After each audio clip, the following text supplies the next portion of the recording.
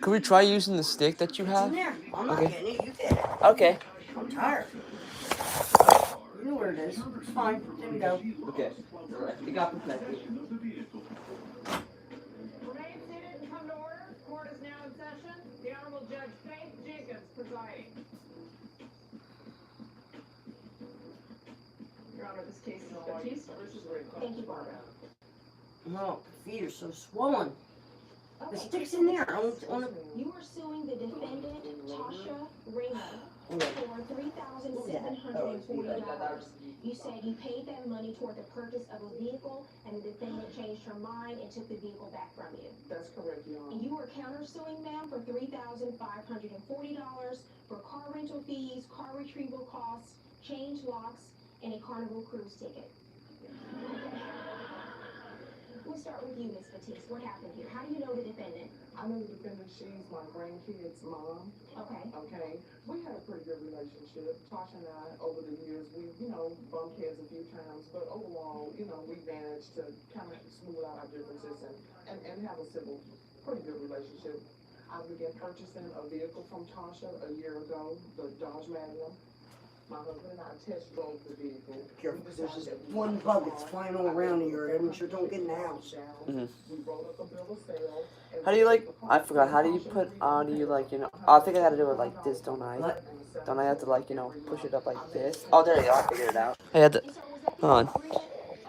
Let me make sure. Let me make sure it's still streaming. I think it is. Nope. Wrong way. Okay. Wrong way. Okay. Go in there. It's real tight. Gotta pop it in. Okay. Okay.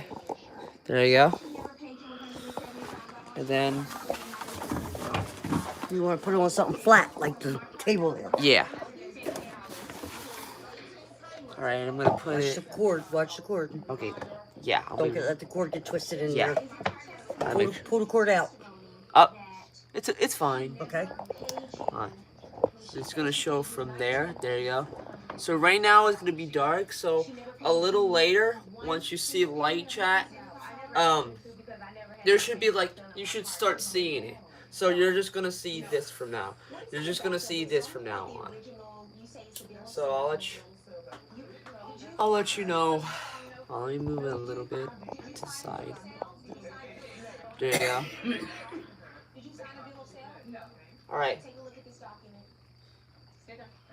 All right. Good night, chat. See y'all tomorrow. I'll let you know. How the rain goes. This is bug don't get in the house. That's that same bug. It's like it's hanging around the door trying to get in the house. Go ahead, you can go in. Okay. I got it. What's on the back of this document, man? I don't know what it is. It's a moth or something. I don't know what it is. Scheduled payments that I made to Tasha. She and I work together. I helped her get a job because she's on probation for food stamp fraud. Okay. And child Target. So she cannot. Once she get a job, she can't keep it because they find out about her background. Is that what your word of mouth thing? But I have, excuse me. Okay. Excuse me, is it true that you're on probation? No, I am on probation, but it is not for fraud. However, I have proof, black and white, with proof who just got off probation. I'm asking you a question. So, I don't need you ladies dishing dirt on who's on probation. Let's just stick. What's on the back of this document? The original, you say it's a bill of sale. There are a lot of dates and initials. What is this? Okay, the initials are me giving her $175 in cash. She would initial and I would initial the payment because we work together. We work together. I'm sorry. Go ahead. We work together. I'm a caregiver. I take care of people. I've done it for over 20 years.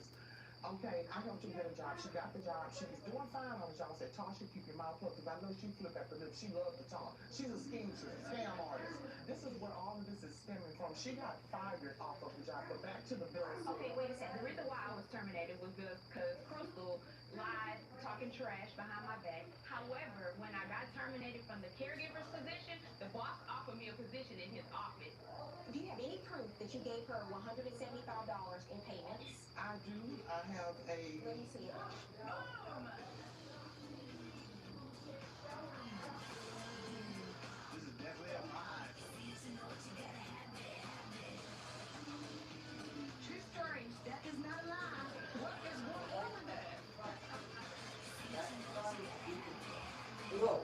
It's showing this, the wall, and everything very clearly. It's showing us. Look at this. Let me prove to you. That's us. I know, but look, my hand. That's weird. That is Yeah. so weird. Okay. It's yeah, I know. That's see, now I proved it to you. That is so weird.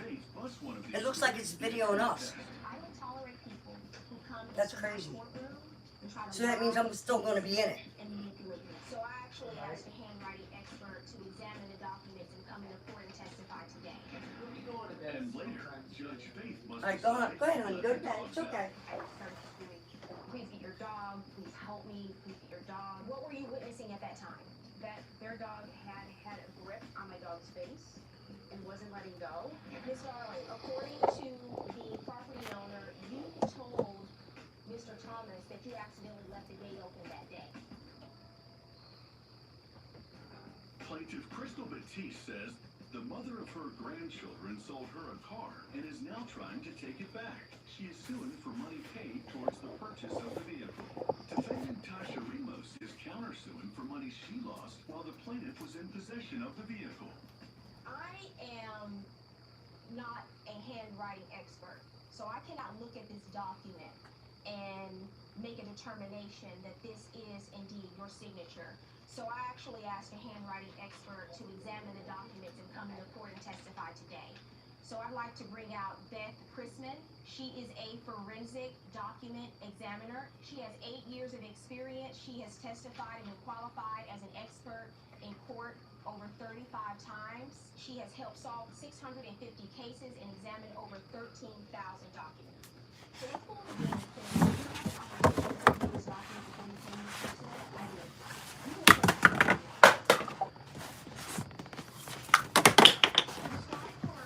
You were present. So this document is the bill of sale that's in question, and this center signature is the one in question. These are samples of known signatures that were used in comparison. We have additional samples of known signatures as well. So we have a date range of 2011 all the way through, I believe, this year, 2014 with known signature samples. From the defendant, Tasha. And based on your analysis of this known signature of the defendant that you viewed, did you come up with a conclusion? The conclusion is that this signature of Tasha's does fall within the range of variation of the known signature and is an authentic signature and was written by Tasha. So you did find the bill of sale? Yes, she did. Yes, you did. Yes, she did. It don't matter. I got my car, boo. Yeah, you sure do. Okay, it don't matter. Wait, stop. It's fine. Yeah. I made the payment. You ain't made Who's your witness, ma'am? My daughter, Tiffany Johnson. Hi, how are you? Step up to the lectern, please. What do you have to add about this? Just Can you that speak up it's for me? unfair and it's not right. And Tasha knows that my mom was buying this car from her. How do you know? I know because I witnessed them in hand cash payments, and I witnessed one time, one Saturday morning, we put $175 into her account for the car note. So you witnessed your mom pay $175 to the defendant on multiple occasions? Yes, ma'am. And it's just what's fair. You know, we're supposed to be family and, you know, have a good relationship, but that's not what families do to each other. Thank you. What's your counterclaim about? The repo fee that I have, Repoing a car that you sold to her? but I didn't sell the car to her. I submitted the document, every payment that I made on this You car. can stick with the story as long as you want to. That jig is up. It's over. You sold the car to her. The bill of sale is authentic. It is an authentic bill of sale. So what else is your counterclaim about? She owed me because I took her daughter along with my children and her son on a Carnival cruise. She agreed to pay me the $500 back. She paid me $150. Okay, your counterclaim is dismissed. Okay. Because you came to court and you lied to me to my face, your counterclaim is dismissed. Okay. And I paid you As in for full Have for my Tiffany's car. cruise. Okay, thank you. You have that, July. Thank You have to understand, I don't tolerate people who come into my courtroom and try to lie and deceive and manipulate me. Okay, And that's everything what I you have did is in today. black and That's what white. you did today. I'm fine with it. I still have my car. I'm good.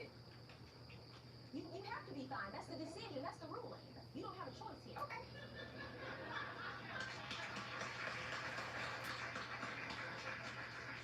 I'm actually, you know what? You took the car back. It was illegal, first of all, and unlawful for you to do that. But it perhaps worked out for the best because now you don't have to have anything else to do with this individual. We You don't have to anyway. continue. Oh, it's I not didn't hear another word. Okay. Not another word. Okay. Are we done? No, we're not done. Okay. Put the bracelets on. How much in payments did you make over the course of the time you had the car? $3,775 in payments, and I made $125 payments in insurance for at least, I don't know, 8 or 9 months. In good condition, the blue book value of the car is $5,509. Now, I understand you say that you paid for the insurance on the car while you were driving it. Well, you were driving it, you were using it, so I'm not going to reimburse you for insurance that you needed during that time period. However, you're so happy you have the car back. I am so glad because now you can repay her the remainder of the value of the car, $1,734, judgment for the plaintiff. Pay her the money. Okay. Thank you. Thank you.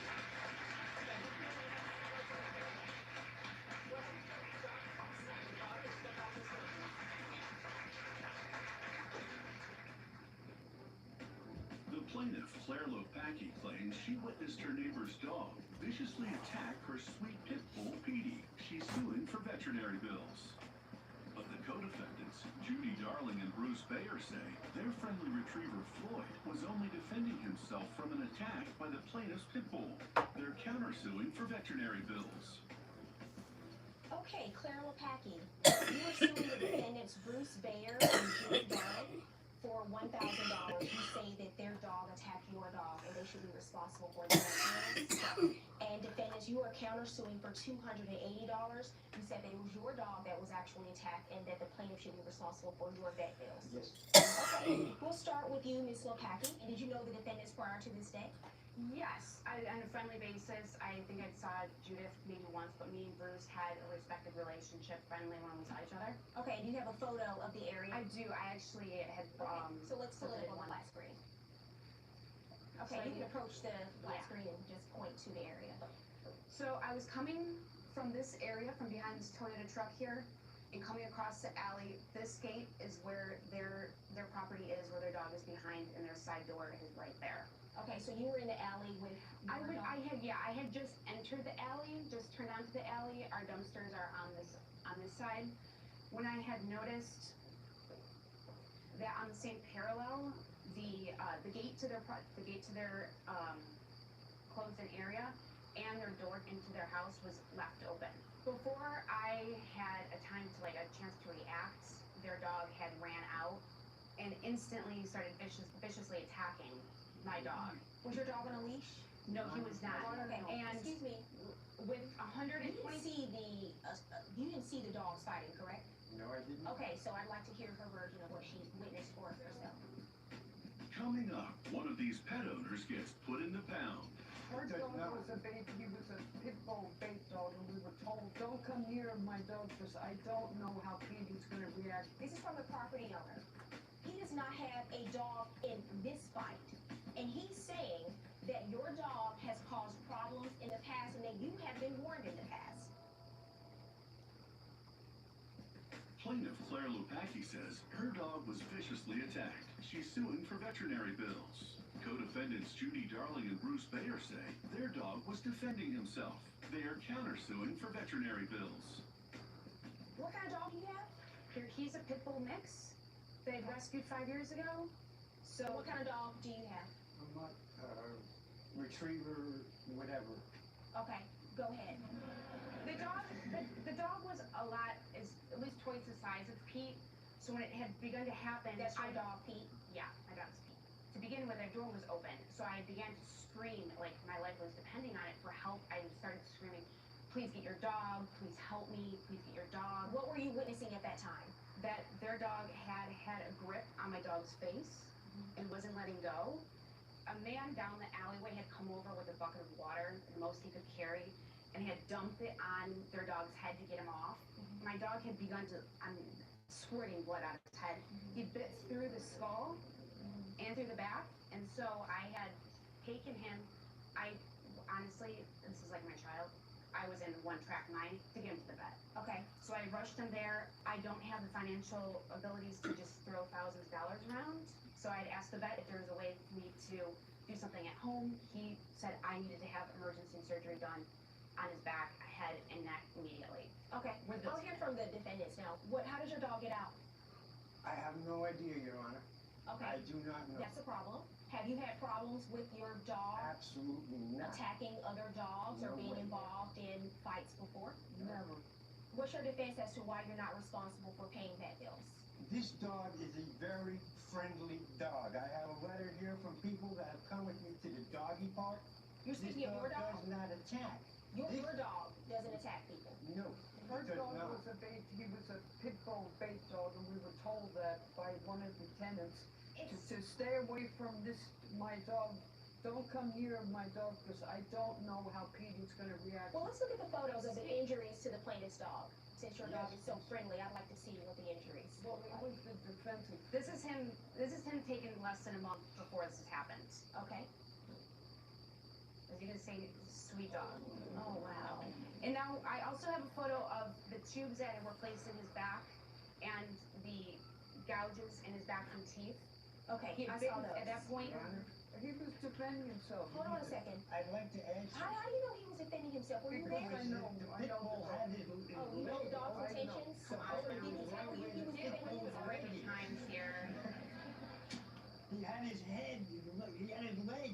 The dog said enough is enough and went for his head and started shaking And it. so you weren't The there. pit- And I don't so have how to do you be know all there. this? I can see the hole in his leg.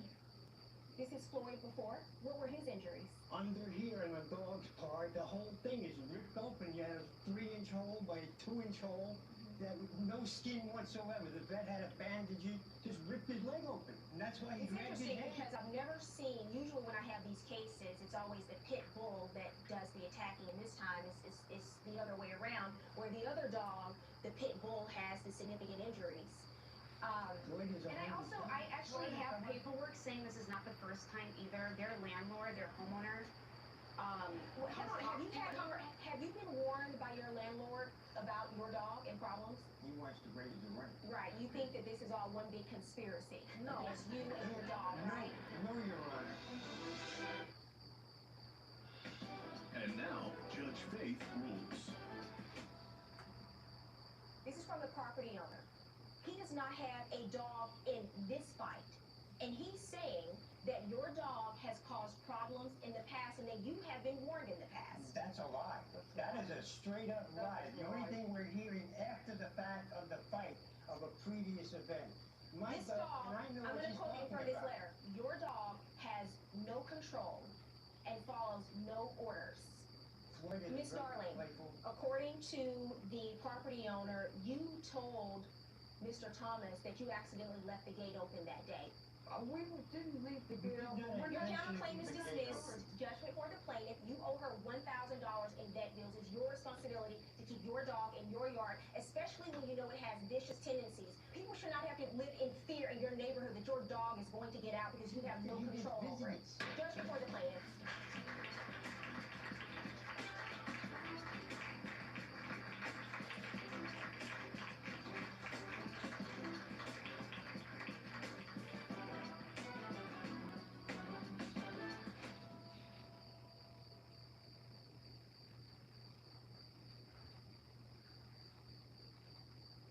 Today on Judge Faith, the courtroom gets heated. Your Honor, included. Sir, we are not in a club or a bar.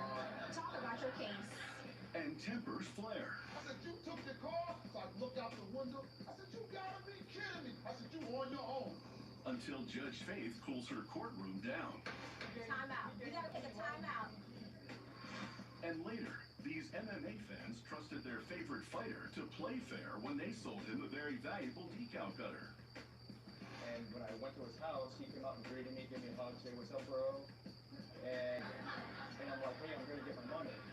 He's lucky I'm a registered fighter, leave the weapon in the cage, and I can't do anything to him. And now they've taken their showdown out of the cage and into court. You just said you're grown men here, but grown men take care of their responsibilities and pay when they say they're gonna pay someone. That's all I'm saying. Faith Jenkins, her distinguished legal graduated first in her law school class. She quickly became a tough New York City prosecutor, and then a preeminent legal analyst on cable news. And now she's the judge in her own courtroom. Her cases are real, and her rulings are final. She is Judge Faith. Plaintiff Corey King says his former mentor tried to squeeze him out of hard-earned cash by selling him a lemon. He's suing for a refund on the car and lost wages. Defendant Morris Crute says he told Corey about the condition of the car, but that didn't stop the plaintiff from snatching the ride out of his front yard. He's countersuing for damages to a fence. Remain seated and come to order. Court is now in session. The Honorable Judge Faith Jenkins presiding.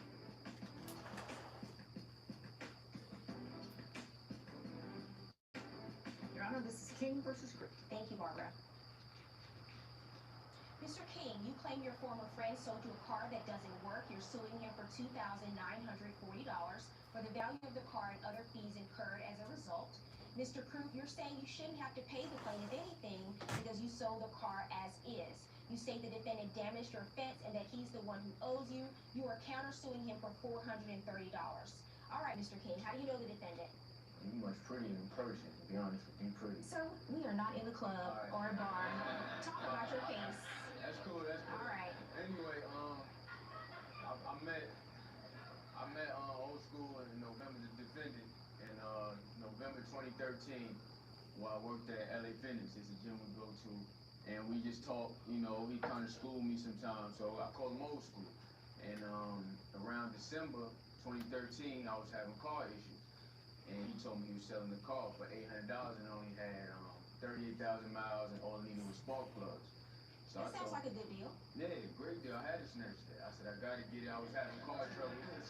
So, nah, whatever, man. Hold on a second. But, anyway, so I told him that I'm gonna give you a down payment on it just to hold the car because he was going around bragging, I got this car for $800.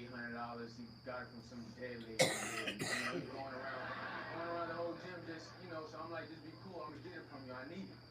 So I gave him $500 to hold it. And he held it. Did you guys actually enter into a written agreement? Yeah, about the car? we signed I made him sign a promissory note. Okay, do you have a copy of that? Yeah, I got a copy Let me of see that. that. So you agreed to buy the car for $800 Correct. from him. All right, and this is the original agreement? Yep. All right. Oh, okay. This how y'all do things in the Bronx, huh? He did that. He wrote that up. This is actually good because it has the date, the terms, Right. and the amount that you put down, and that you're gonna hold the car until he pays you the remainder. Right. Okay, so did you eventually go pick up the car? He took me to his house that day after we started playing basketball. And I went over there and got it. And what happened after you got the car? 2 minutes from leaving his house, it stalled out on me on the side of the highway. Okay, let's take a look at the car. Okay, what happens when the car stalls on the It highway? stalled out, so I'm sitting in the car, I tried to crank it up probably about 3 times. The third time, it wasn't even start, it wouldn't do nothing, it just was like dead. There's a presumption that when you buy a car, it's as is. He didn't make any warranties to you about the performance of the car, right? Okay, that's outrageous. No, what happened is you saw a car, it was low mileage, it was $800, you decided to take a chance. Alright, yeah. It looked like a risk to you. Can I say something, please? Yes, please. Tell me what happened. I treated the guy like a son. I had him Fake. at my house. Look, He was fake. I took him to my house. About as Hold fake on as a these second. females out here, no Hold on. disrespect to you, but you being fake. Look, I brought him before the car even got involved. I met him at the sports club. That was a Before setup. the car was even It involved. was probably a I took setup. him home with me, sat him in my house, Setup. and fed him dinner. I said, look, I don't eat no red meat. Hold on a second. I don't eat no red meat. I'm gonna show you how to eat right. He started saying, I never eat that. I don't eat that. I said, but he said, oh, this is good. So you were trying to teach him how to be health Right. conscious. Is this now? Do I sound like a guy trying to rob somebody? I'm gonna bring to my house. Now, if I got him in my house, you know, it wasn't once, it wasn't twice, 3 or 4 times. So now I wasn't even thinking about selling him no car because I know he didn't have no money. So what I did, he heard me saying to somebody else that they wanted the car. So he walked up to me, yo, I'm going home with you right now. I need a car. So that day he came to my house, drove the car, meaning drove the car So around. you test drove the car. Right, Okay. test drive the car. So he he says, I want to get it on the highway. I said, you can't put it on the highway. The car's been sitting for about 5 or 6 years. Where did you get the car from? See that house directly across the street? Yes. That's why you didn't want to put it on the That's highway. my driveway. Hold on a second, sir. Where did you Lady get the car directly from? across the street in that house across the street, she died. I live on this side. So when they asked me, so the car's been sitting in the garage for 5 years. So after 5 years, they're moving. They asked me to help them move. They give me that car. I said, you gotta be kidding me. Okay. So when they gave me the car, I drove it right to my yard, right where it's sitting now. I'm watching a football game. I get a phone call. Can you come help me? I said, who is this? This is Corey. I said, where you at? I'm on the highway. I got the car. I said, you took the car? So I looked out the window. I said, you gotta be kidding me. I said, you on your own. The lady's plate still on the car. I stand the Hold on a second. Hold on a second. Hold on a second. He already paid for the car.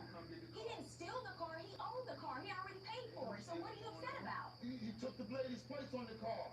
The dead lady's place is still on the car. Time out, guys. Time out. You gotta take a time out. Coming up on Judge Faith, these two kings of New York can't keep calm in court. Comes over my house, 4 thugs. Oh, and They banging on my door. I came with my cousin. But this court is ruled by a queen. You both want to leave? And later, Judge Faith steps in the ring to teach these two litigants a lesson on playing fair. Full grown man here. I'm not gonna sit here and babysit him. If you want your money, come get it. My daddy done told me, hey, if Well, you we're make all a here deal, now. Let's see him. Let's do it. you snooze it, right? Silicon Valley, the single richest enclave in America. Change the world, but so did the bubonic plague. There are people who have no boundaries. Can you not touch me? He's in a very sensitive place. I'm rich. You act like we didn't build anything they touch. This is obscene. Isn't that why you came to the valley?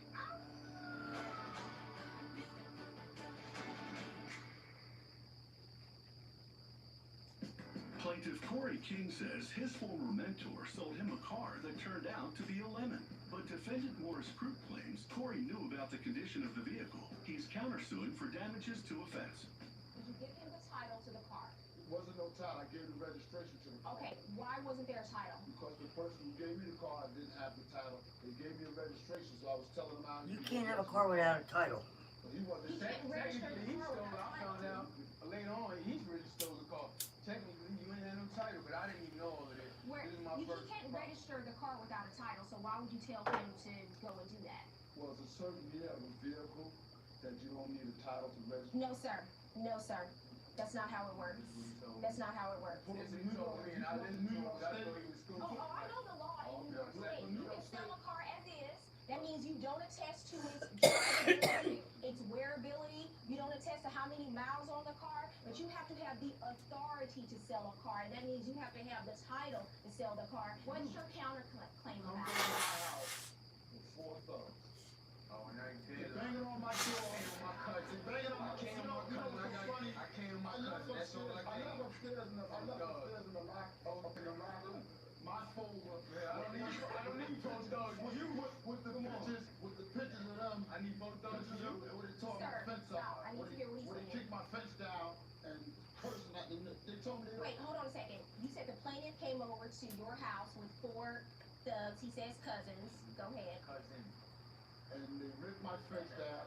Did you witness that? Huh? Did you witness them I'm looking ripping at your him. fence They down? saw You me saw on that the for phone yourself. calling the cops. They say he's calling the Did cops. the police respond? Did the police respond? No. You just trying to scrape up some money. That's all you trying to do. The bottom line is this. I guess you I want to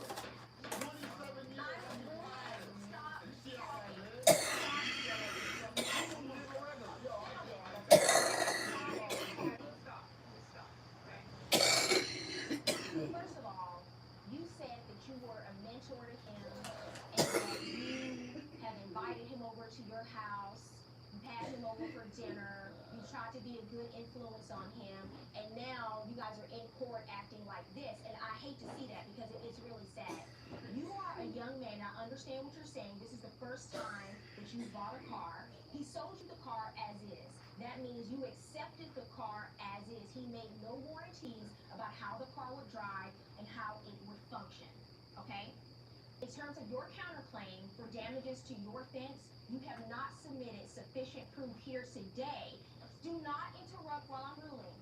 You have not submitted sufficient proof today to show that he's the one that damaged that fence and when it happened. If you wanted proof, if you wanted to submit proof, you would have called the police and kept a police report because you have no evidence that it was him that damaged the fence. Let me finish. Well then, when he's not paying for the fence. He just come for being a Sir, let me finish. The issue about the car.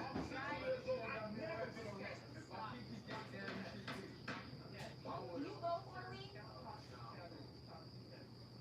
Although you sold the car as is, in your state, you have to have the authority to sell a car, which means you have to have a title to sell a car. And when you have a title, it is presumed you have authority.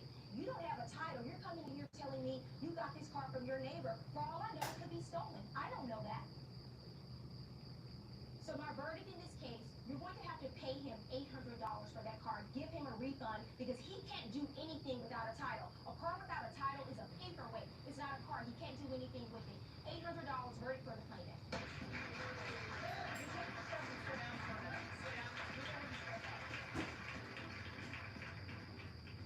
Plaintiff Darren Cooney and his wife Connie said they were big fans of the defendant until they sold him a decal cutter, and he tried to wall install them out of their final payment. Professional MMA fighter defendant Tim Easton says he's already paid half, and he doesn't know the rest because the plaintiffs have committed a friendship foul, giving him a decal cutter that doesn't have all its teeth. Mr. Cooney, you are suing your former friend, the defendant, for $375 for the remaining balance on a decal cutter you say you sold to him. Mr. Easton, you say the deal was incomplete, so you owe the plaintiff nothing. I'll hear from you first, Mr. Cooney. What's going on? Mr. Easton and I met at a sports bar because my wife and I are big MMA fans. Okay, what is MMA? Mixed martial arts. Can you just explain to me? I have no idea Mixed martial arts about MMA. is Muay Thai, grappling, wrestling, any kind of martial art, and it's all mixed. You're locked in a cage, and you get to beat the crap out of each other. Oh, okay. So that's why I don't watch it. All right. All right. And we were watching a fight. Is this your wife? Yes, my wife Connie. And we were watching a fight, and Tim approached us and said that he was an up-and-coming fighter, and we attended one of his fights. We were hooked. He's live action. Oh, I think we have some video of you actually fighting, right? So let's look at that. I'm the one beating the crap out of the guy in the bottom. Right here, Wow. he actually had me in a guillotine locked in. I picked him up and walked him across the cage. And Why does one get involved in something like this? It looks like it's my happy medium, Your Honor. It's my escape. It's my happy place, you know. If not, I'll be doing it on the streets, you know. And I get in trouble doing that. So if I do it this way, then it's sanctioned, and you actually get popular this way. How long have you been doing this? I've been doing it for about 6 years. I've wrestled my whole life. I wrestled for about 25 years. I've been doing this for about 6 years now. Have you ever had any serious injuries? Oh yeah. My hands are a little deformed. I've had cuts, bruises. It's just part of the game. Do you make a fair amount of money doing this? Yes, ma'am. So you get paid for every fight? I have a clothing line too with it. So I've just I've kind of transitioned that into making money too. And then now I'm a pro, so I make pretty good money at that. And with my booth and models and all that stuff there, it's enough to make a living. Yeah. All right. Okay, that's interesting. Coming up on Judge Faith, the rules of court get clarified. I'm not going to babysit him. We're full-grown men here. Either come get your money or you don't want it. Right. He wants to get it on his own time, and that's that. When you owe someone money, you can't pick and choose who you want to pay and who gets stiff. We should be celebrating. Would you like to watch some TV with me? Hey, now you're talking. You miss me, haven't you? Everybody has. Look, we're gonna do this. We do it right.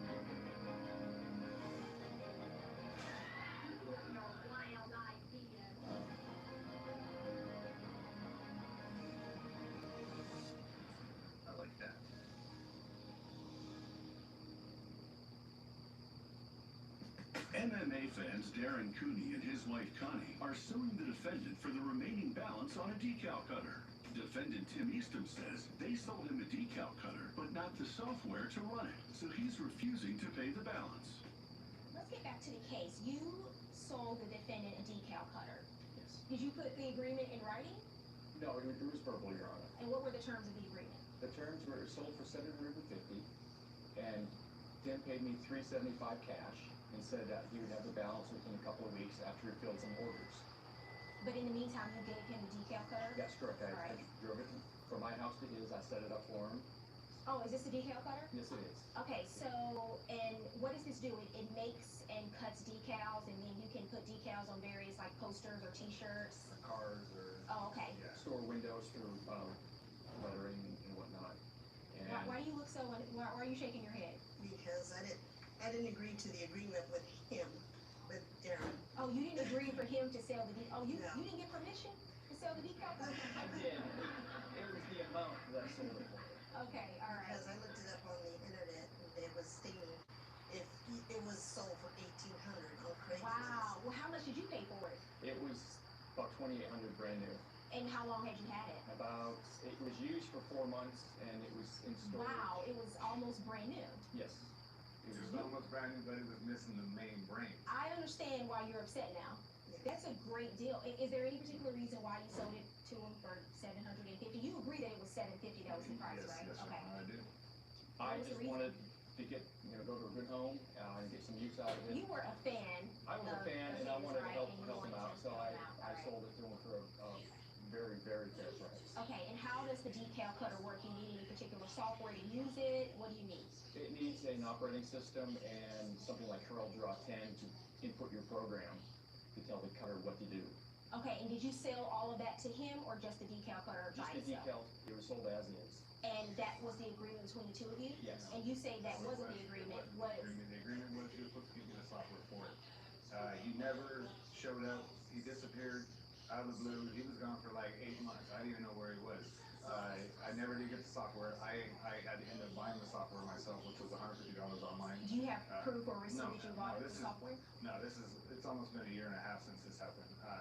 So I didn't think none of this was gonna happen. He wouldn't show up. I would make appointments with him to pay him. He wouldn't come get his money. Is that true? No. He texted me about a month after I sold it. He said, hey, I have your money. And I said, I'm out of the country working. I said, when I return stateside, I'll contact you, which I did. And he texts me back and says, I had transmission problems. I can't pay you right now. So I tried calling him on the cell phone, no answer. And one day he shows up at my house unannounced. And you don't show up at my house unannounced. He's lucky I'm a registered fighter, legal weapon in a cage, and I can't do anything to him because you just That's don't right, show up at because my you house. don't want to be a lethal weapon in jail. Exactly. You need a lethal weapon in a cage, not in prison. Exactly. So You keep repeatedly saying that you're going to make these payments. I You're was going going to to, pay him. Your Honor. But why are you doing that if you say he didn't Now- sell you the complete deal, which was the software and the cutter? Just trying or to be a was good that person. not I really believe the in deal? karma because I believe in karma. And I was just, the deal was the deal, right? The deal was- But see, the deal was he was supposed to have that too. Correct. Did you agree to give him software? No. Okay, so there you go. One person's word against another, but I have you saying that you're going to pay him $750. Even, I don't know when the software issue came up. You certainly put it in your papers, but I have you At the beginning. repeatedly agreeing to pay him the complete $750. Yes, yes, So at I the don't, beginning, so at your the beginning. defense here is, But your that's your not, defense here but really see, doesn't make a lot of sense. But see, here's the thing. I then told him, you know what? I'm a man of my word. If you come back next weekend, I'll start making payments. I'll give you $100 each weekend. We're full-grown men here. I'm not gonna sit here and babysit him. If you want your money, come get it. My daddy done taught me, hey, if you Well, we're make all a here deal, now. Let's pay him. Let's do it. you snooze, you snooze, right?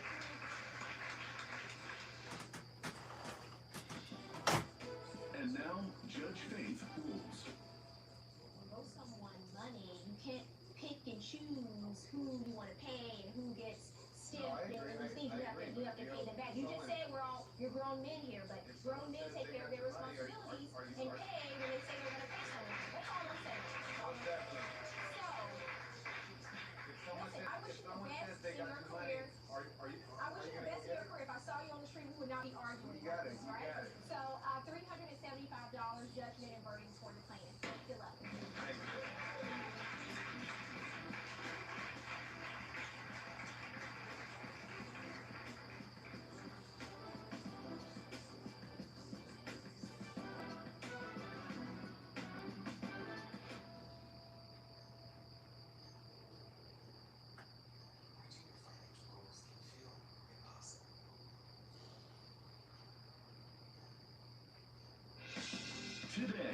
Judge Faith, a near-fatal accident forced these two to face each other in court. And all of a sudden, I just hear a roar. I see a truck right on me. Boom! Your Honor, not only did he hit me, he was going to flee the scene of the accident. I mean, you're lucky that truck went right by your I head. smelled his tire. And later, Latrina and Savannah battle it out before the judge. I'm like, okay, this is the A and B conversation. See yourself out of it. And then she was like, I don't put my hands on you. I said, once you put your hands on me, you're going to go to jail because I'm obviously you see I'm pregnant. But Judge Faith tells the ladies to pump the brakes on their baby mama drama. You have a choice to make here. This is not a therapy session. This is court. You have kids with the same man, so you are going to be connected in some kind of way for a long time. Faith Jenkins. Her distinguished legal career began when she graduated first in her law school class. She quickly became a tough New York City prosecutor, and then a preeminent legal analyst on cable news. And now she's the judge in her own courtroom. Her cases are real, and her rulings are final. She is Judge Faith. Plaintiff Sherwin Ross says he was blissfully riding his motorcycle when the defendant slammed into him. He's suing for a deductible, damaged jeans, and loss of income. But defendant Marcos Contreras says the police report determined it was Sherman who was at fault for speeding into the intersection, and he owes the plaintiff nothing. Joining him in court is Elizabeth Gilman. Main seat didn't come to order. Court is now in session. The Honorable Judge Faith Jenkins presiding.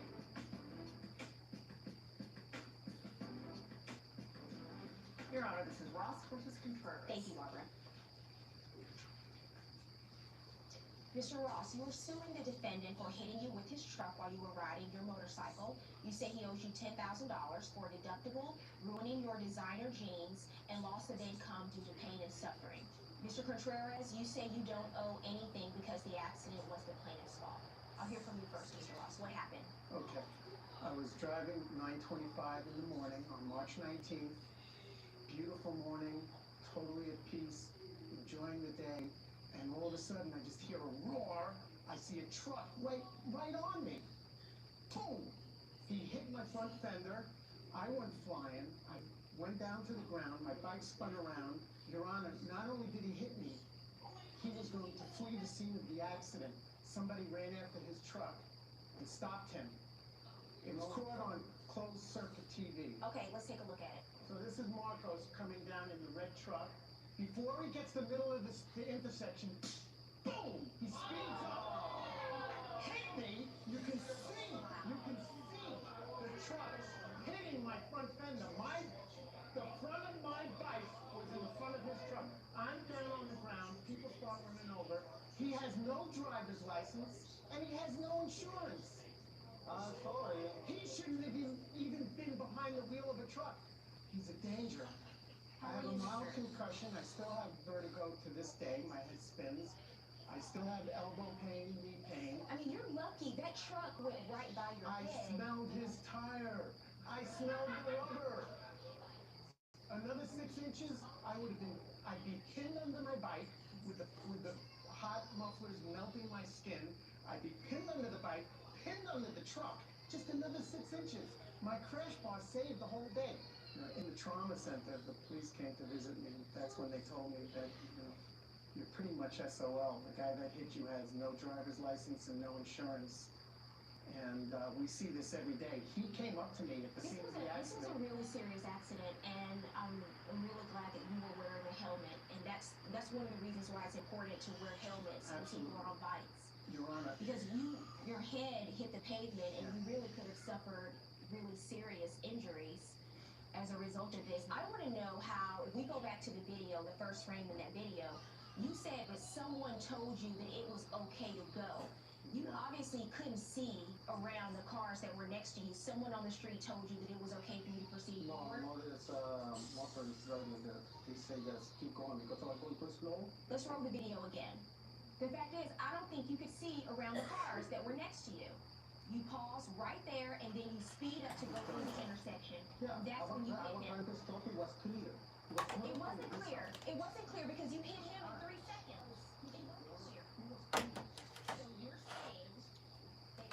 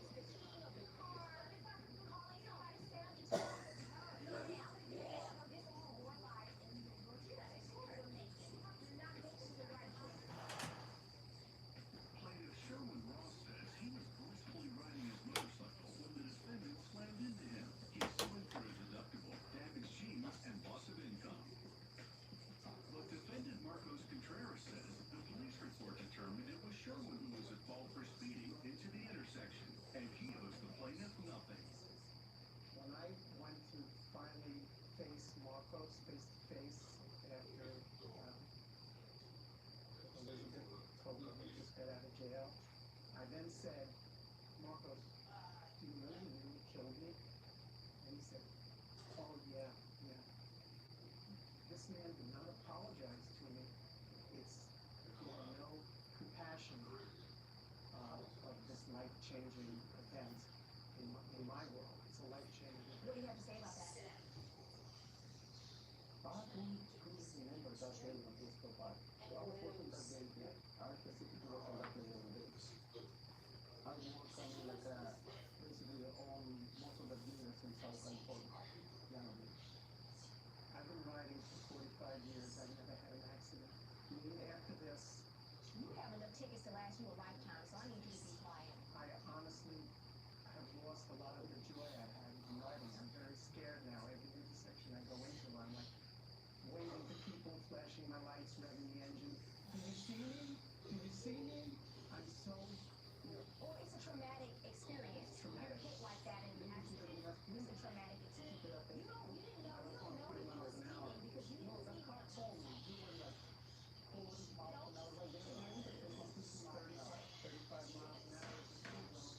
A picture really is worth 1,000 words because when I look at that video and I see that intersection, he has the right of way. There's no stop sign. Do not interrupt while I'm ruling. He has no stop sign. There is no red light. You didn't see him, so you don't know if he was speeding or not. That's just an excuse you're trying to use. I said don't interrupt. And I see you come up to that stop sign in that intersection, and you clearly can't see what's on the right of you because you slowly creep forward, and then you speed up and accelerate to go through the intersection. I said don't interrupt. That's 3 times. The next time you're out. Less than 3 seconds later, you hit him head on in the front of his motorcycle, and you barely miss his head when you drive around him. You could have killed him. So I find you are liable for this accident. The question is how much you're going to pay him in damages. You owe him $1,000 for the deductible. I also find that you owe him for the ambulance bill, which is $1,451.75. Do you have proof that you missed work as a result of this accident? I have no proof because I was self-employed and I was working. Okay, well that's unfortunate. I can't award you for missing work. The motorcycle was covered under your insurance, so there's no out-of-pocket expenses for the motorcycle itself. Verdict for the plaintiff in the amount of $2,451.75. You need to keep your eye on the road and stop running people over.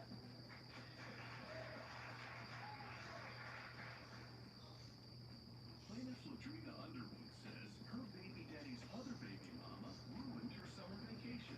She's suing the defendant for harassment.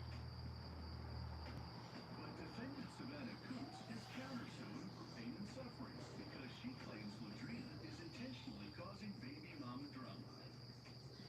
Okay, Ladrina Underwood, you are suing the defendant Savannah Coots for $500 for harassment? Yes. And Ms. Coots, you are countersuing for $2,000 for pain and suffering? Yes. Okay, we'll start with you, Ms. Underwood. What's going on here? How do you know the defendant? The defendant and I both have a child by the same man. She had the first time that we came up, she's 8 years old now. Okay, and how old is your child? 8 months.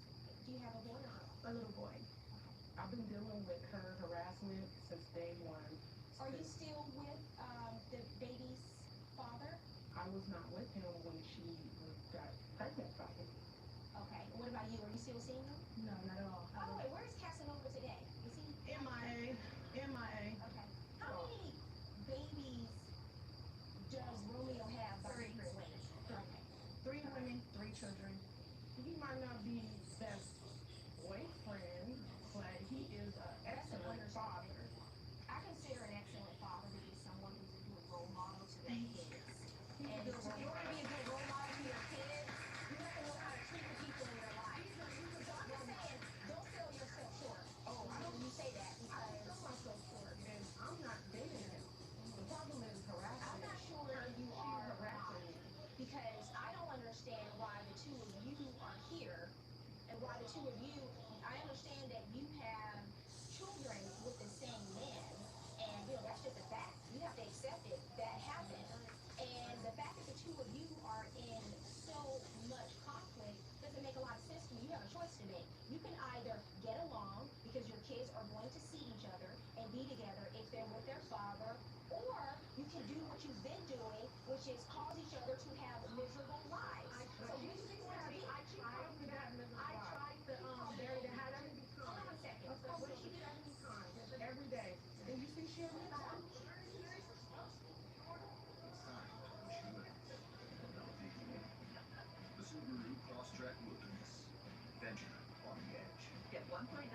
APR financing on select new Subaru Crosstrek models.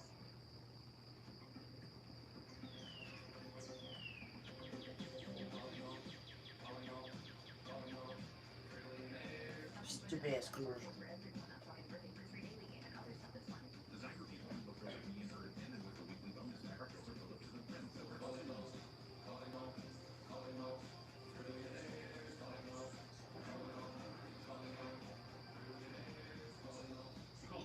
FanDuel Casino. Mobile became an iconic brand by pioneering high-performance fuel and innovative rewards, earning the loyalty and trust of drivers for generations. At Mobile, history isn't just remembered, it's rewarded. And now new users can earn $10 in points with the Exxon Mobil Rewards Plus app. 5 on your first fuel purchase and 5 on your second. Legendary. Mobile. Coming up, Judge Faith calls a timeout on the baby mama drama. This is just a bunch of drama. It is a bunch of drama. I agree. No one else is responsible for the choices that you make. That's on you. Plaintiff Ladrina Underwood says the defendant ruined her summer vacation. She's suing for harassment. But defendant Savannah Coots is countersuing for pain and suffering because she claims the plaintiff intentionally caused the baby mama drama.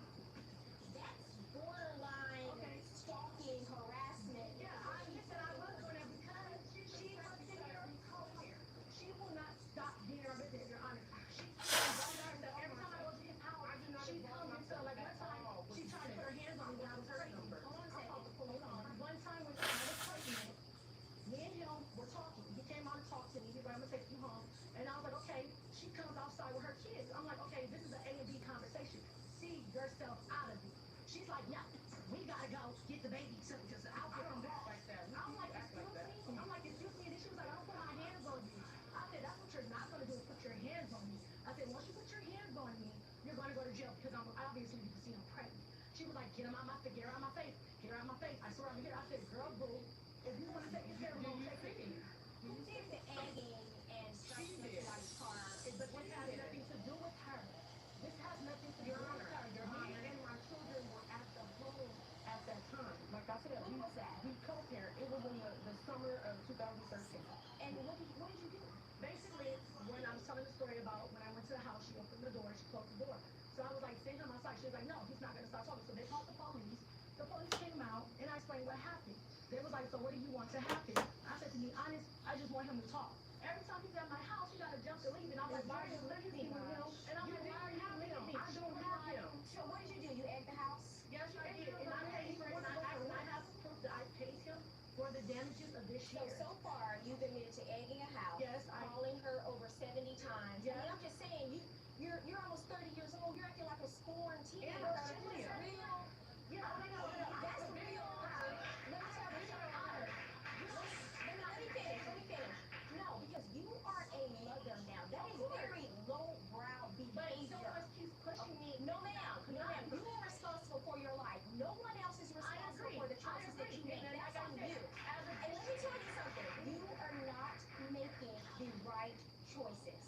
You should have higher expectations for yourself. Agreed. Because if he wanted to be with you, no one could stop him from And it being was a with point you. to Not that. her, not anyone else. Yes. That's his choice. And he admitted to that. This is just a bunch of drama. It is to a be bunch of honest drama. with you. The problem is she's been What's the harassing me. video? I'm tired You of it. submitted a video for evidence. I had a video. Me and my daughter were at home. I house fit for him. What is this a video of? This is her sticking her hand in through the window. I did. What am I seeing here? She been sticking her hand in through the curtain, trying to see if he's home because he wasn't, so I did not answer the door. And then she finally sees, oh, it's me, and telling me she don't care if she's being videotaped, and she just Where's the audio? there. What, was that you? Where's the audio? Yeah, I'm that's asking her. you. Yeah. I still got the video on my phone to this day. Where's the audio?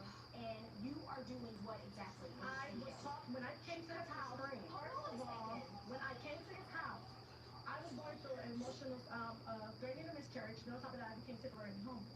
He told me to come to the house. He's like, come straight to the house. He was like, I'm at the beach with the children. Come straight to the house. I said, okay, I'm coming straight to the house. Don't stop interrupting. So when I got to the house, I'm knocking on the door. I'm texting him like, okay, I'm at the house. He's like, okay, I'm here. I said, how are you here?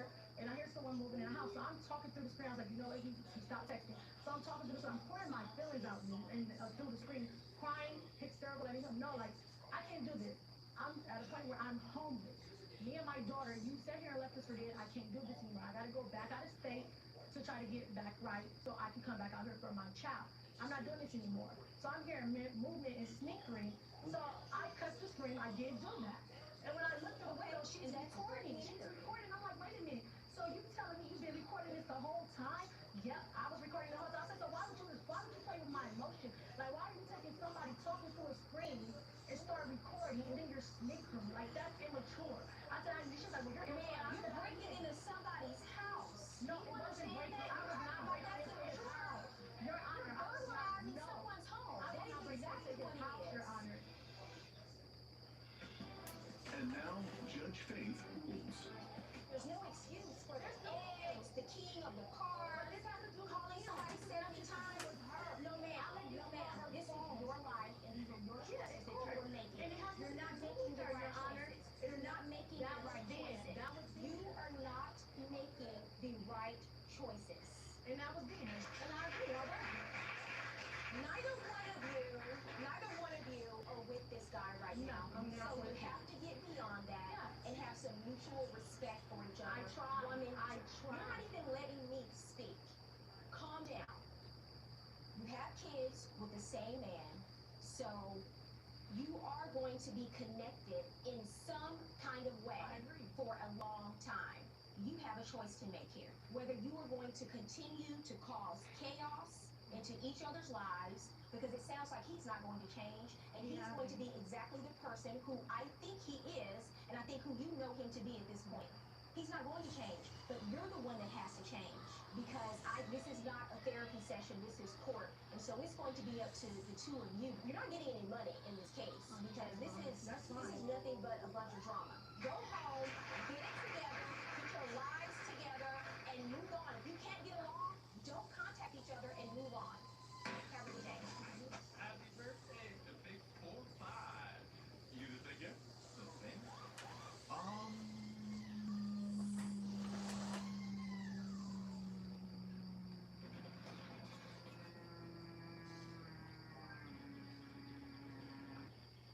Oh, a colonoscopy. Yeah, I did that thing. Verily Me gives you personalized preventative recommendations that help you make sense of your care. Wild animals back then, huh?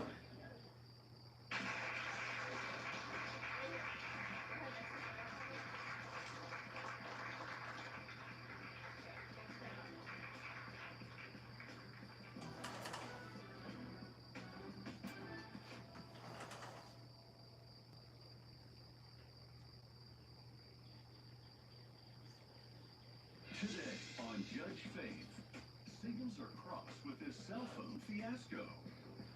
What happened to your $5,000, sir? I wish I knew. So we buy the phone. I go off Who's we, sir?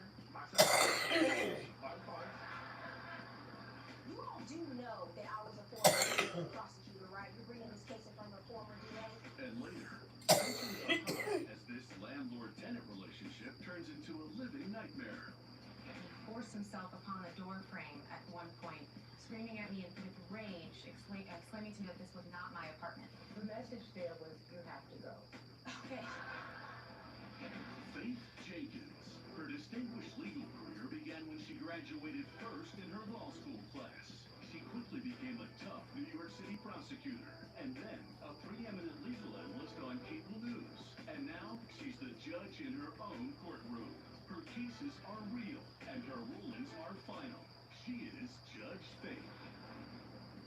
Plaintiffs Akbid Agazari and Sharif Fazi say the defendant conned them and are suing for the return of $5,000. Defendant Caleb Estrada says they didn't understand the deal, and he lost his money too. Remain seated and come to order. Court is now in session. The Honorable Judge Faith Jenkins presiding. Your Honor, this case is El Ghazari Fawzi versus Estrada. Okay, thanks, Robert. Okay, Mr. El Ghazari, Yes. you and your co-plaintiff, Mr. Fawzi, are suing the defendant Caleb Estrada for $5,000 for the return of money you say he kept in exchange for an iPhone purchase or transaction you were involved in with the defendant? Yes. Okay. How do you know the defendant? He used to work for a dealership a few years back, and Caleb Estrada, he used to have a detail company. He used to detail cars. A few years down the line, and to be exact, it was April 21st, 2014, hanging out with some mutual friends, and that he happened to know them as well. And when he came over, he was saying, I can get you really good iPhones for such a good deal. If you spend a little bit of money, I can get them down to $260 a phone. You know. Your Honor, can we go back? Sure. My buddy, our mutual friend, knew what I was doing. And he said, hey, Caleb, how do we get into that? So. Okay, when you say knew what you were doing, what do you mean? As far as the iPhone business, we would buy them at a wholesale price and resell them. Okay. Now, these would go to China, Pakistan, Africa. You know, people pay higher for these type of phones overseas. We meet through his mutual friend. He gives me a call. He's like, hey, I have somebody that's interested in investing. It wasn't an investment, Your Honor, it's a transaction. I basically gave him a set amount for a set amount of phones. What was the conversation you had with the defendant about this transaction? He was like, if you put a good amount down, I can get you phones for What's a good amount? $5,000. You know, $4,000 to $5,000. You can get the phones at $260 a phone. And? So I put And sell them for $2,500. what kind of? It's an iPhone 5S, the brand new sealed iPhone 5Ss. Okay. Now I'm supposed to get 19 phones for the exchange of $5,000. And for 19 phones, you were going to sell them and make what kind of profit? Well, I mean, I already know how much you can make. I mean, the phones go for retail. But I asked you how much you were making profit, and you said you didn't know. I'm asking you, which you wrote in your complaint about the profit. Yes. What you plan on making with the 25 phones. to 30. I had a text message saying he made 30,000 and he was supposed to come over How and give me do my you share. tell me how you make $20,000 to $30,000 profit on 19 Can I explain that? items? 19 phones times 650, 700. Who were you planning on selling these phones to? I didn't have a plan on who I was going to sell it to yet. I don't know if I was going to post them on eBay. That I had a friend that I was going to sell to. I didn't know yet. I was just trying to get. I didn't know. Didn't have So a plan for those phones. you're going to shell out $5,000 in cash Yes.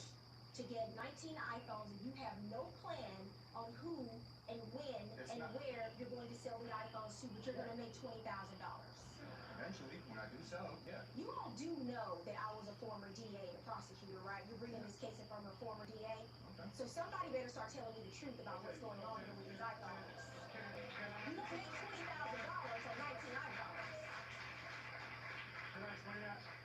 I'm not, no, I want to go back to, because you said you gave him $5,000 cash. When did Yes. you do that? I didn't give it to him right away. I met him the next day, which is the day the transaction happened. I met him right there. He told me, he's like, give me the money. I'm going to go get him. I'll be back. I didn't feel comfortable So giving you're him in the the money. business, I'm not asking you anything. He's in the business Yes. of buying iPhones wholesale. Yes. You don't go to his business Well, to I give him did. $5,000. I did. He didn't want me to. Due to security measures saying they don't want people knowing that there's so many iPhones available at the store. They don't want what people to know? I don't know. That's what, according to him, he doesn't want people that Sir, the you're store giving owner. him $5,000. Yes, that's why I called. That's why I told him to go. I can't give you the money right then and there. And we almost didn't do the deal. He stopped me. He's like, you know what? I want to make some money too. Just you can follow me there. Just wait around the corner, and so that way nobody knows you're coming. Where's that? Boulevard. I think it was like on Street. He tells you, wait around the corner because I don't want these people to To know know that I brought somebody over to the store because nobody's supposed to know that. And they you do think stuff this like is an iPhones. actual legitimate business transaction? Well, it says wholesale, retail, iPhone, everything on the top of You the give shop. him $5,000 I gave it to cash him right then where? and there because I knew where he Where were was. you when you gave him the $5,000 Right in the car, cash? right outside on the corner of the shop. Like a relentless weed, moderate to severe Crohn's disease or ulcerative colitis symptoms can keep coming back. Break away to what's possible with Tremfya.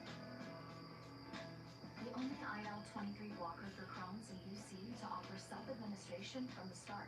Tremfya can help with symptom relief as early as 4 weeks, remission at 12 weeks, 1 year, and 2 years. Some had visible repair of their intestinal lining. Serious allergic reactions, increased risk of infections or lower ability to fight them, and liver problems may occur. Before treatment, get checked for infections and TB.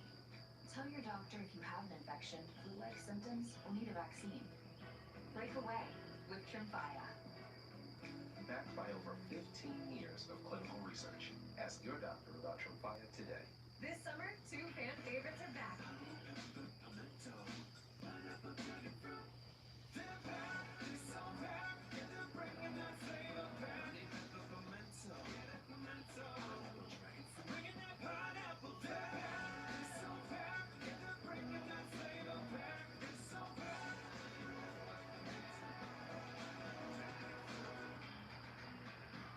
Which favorite will you choose? Boar's Head brings to the deli the taste of deep-fried turkey. One bite, and flavor takes over. Perfectly seasoned and deliciously golden fried. Backyard tradition, available at the deli. Presenting the Friars deep-fried turkey breast, only from Boar's Head.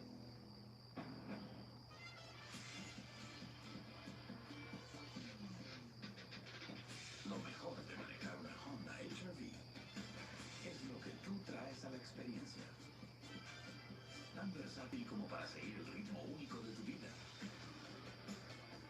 Tan dinámica como para seguirte el paso. La HR-V de Honda. La marca de mejor valor del 2025 de KBB.com. Coming up on Judge Faith. These guys have been robbed before. Who are these guys? Now, these guys are the people I buy phones from. Okay? Now, Who are they? the people that buy phones. I don't know the exact name of their company. And later, a recycling rage in Brooklyn. Took the garbage down, and he pretty kind of furiously stopped me at the door. I hear a can in the garbage bag. If the can was not in the wrong garbage, he would not have been towed. Plaintiffs Ahmed Al-Ghazari and Sharif Fazi are suing their former friend for $5,000 for the loss of 19 iPhones. Defendant Caleb Estrada says they made an investment. What did he tell you about the transaction? He told me how much we can get the phones for and what Caleb was saying, and I actually used to sell phones before Where were the phones coming from? Caleb and the store that he eventually worked at. The store that he told you he didn't want you to go to Yes. because he wanted people to see you at the store. Right. Why couldn't the people that when you work at see the plan? It's not the fact that I don't work for anybody. I do this independently. So I have buddies that could get these phones wholesale. I give them a call and hey, I mean, again, it's not only 5,000 going into this deal. We're looking at almost 12,000 in total because I put 6,000 of my money into this deal. Okay? And he's like, you know what? I just don't feel comfortable giving you $5,000.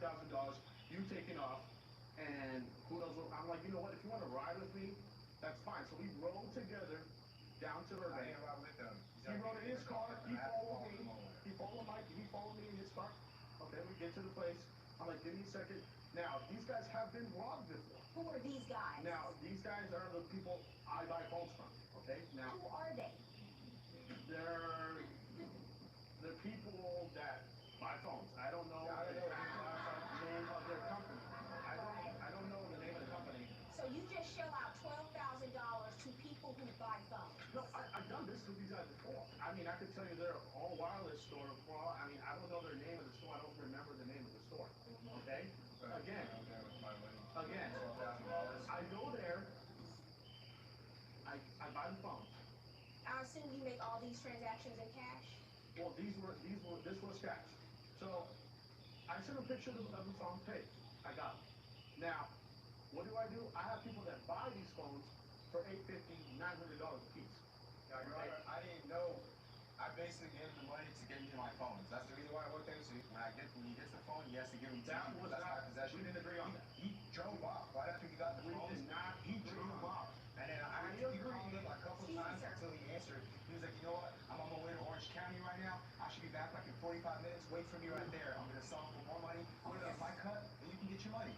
What happened to your $5,000, sir? I wish I knew. I've been calling him every day for it. I've been asking him every day for it. Every day he's like, I'm gonna give you your money So today. he I'm gonna drove give you your off. money tomorrow. He drove off. You never saw your Since April $5,000. 22nd until until I filed for this case. I've been calling him almost on a daily basis. I went to his house and knocked on his door. I'm like, where's my money? Okay, He was never there. I had never seen him. We discussed this already, okay? So, Discuss this. we all did discuss this. We just went through this, didn't we? Are you talking to me? I'm just saying, Oh, no, I don't think you're talking to me. we just went through this, didn't we?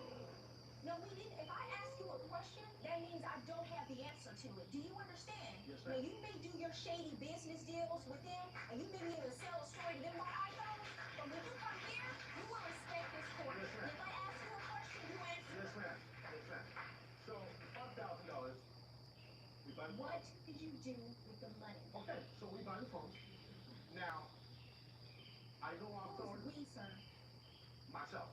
I buy the phones. And I pretty much, we're done. And I'm like, hey, okay, my buyer is ready for me in Orange County. I'm gonna shoot over there Who's now. your buyer? Again, he's a private person. This guy, this is what he does. This is his business. So this is what he does. You know, I go there and I'm like, hey, I have the phones. Nothing happens that day. I let him know. I kept let him telling him, know. like, give me my phones. I let him know. didn't want it to do Now that. I this didn't want it happens. to go over there and take He talking to me, my phone was like a week, 2 weeks later. You I know, told you to give me my phones a week or 2 weeks later? Yeah, about. So what did I say for a week or 2 weeks? My only question to you is who stole the iPhones off the truck? Because you can't tell me we're not dealing with stolen merchandise. So is that your business? You deal with stolen merchandise? I don't. No, we don't. Who in your family is in law enforcement? My dad. Because you wrote in your answer that you would never be involved in a scam because you have a family member who's in law enforcement. Well, you know what? He does not have to go far to look for his next case. All he has to do is call you. This case is dismissed. You guys are Ladies and gentlemen, allow me to unveil my newest evil organization. I shall call it Menace Mobile. We'll have the most confusing pricing plans of all time. Doctor, it's genius. Sucks. I'm a what? Diabolical phone companies are why we're all switching to Verizon. They're changing everything. They just got rid of activation and upgrade fees. And I get cash back every month. Bring in the Verizon dollars for everyone! Plus, Verizon is introducing a new plan, simpler than ever before. There's just one plan and one price. They even call it the Simplicity Plan. So you're all choosing Verizon. Trainers! Goodbye activation and upgrade fees. Hello, Verizon dollars for every customer. And now, introducing the all-new Simplicity Plan. Can you hear me now?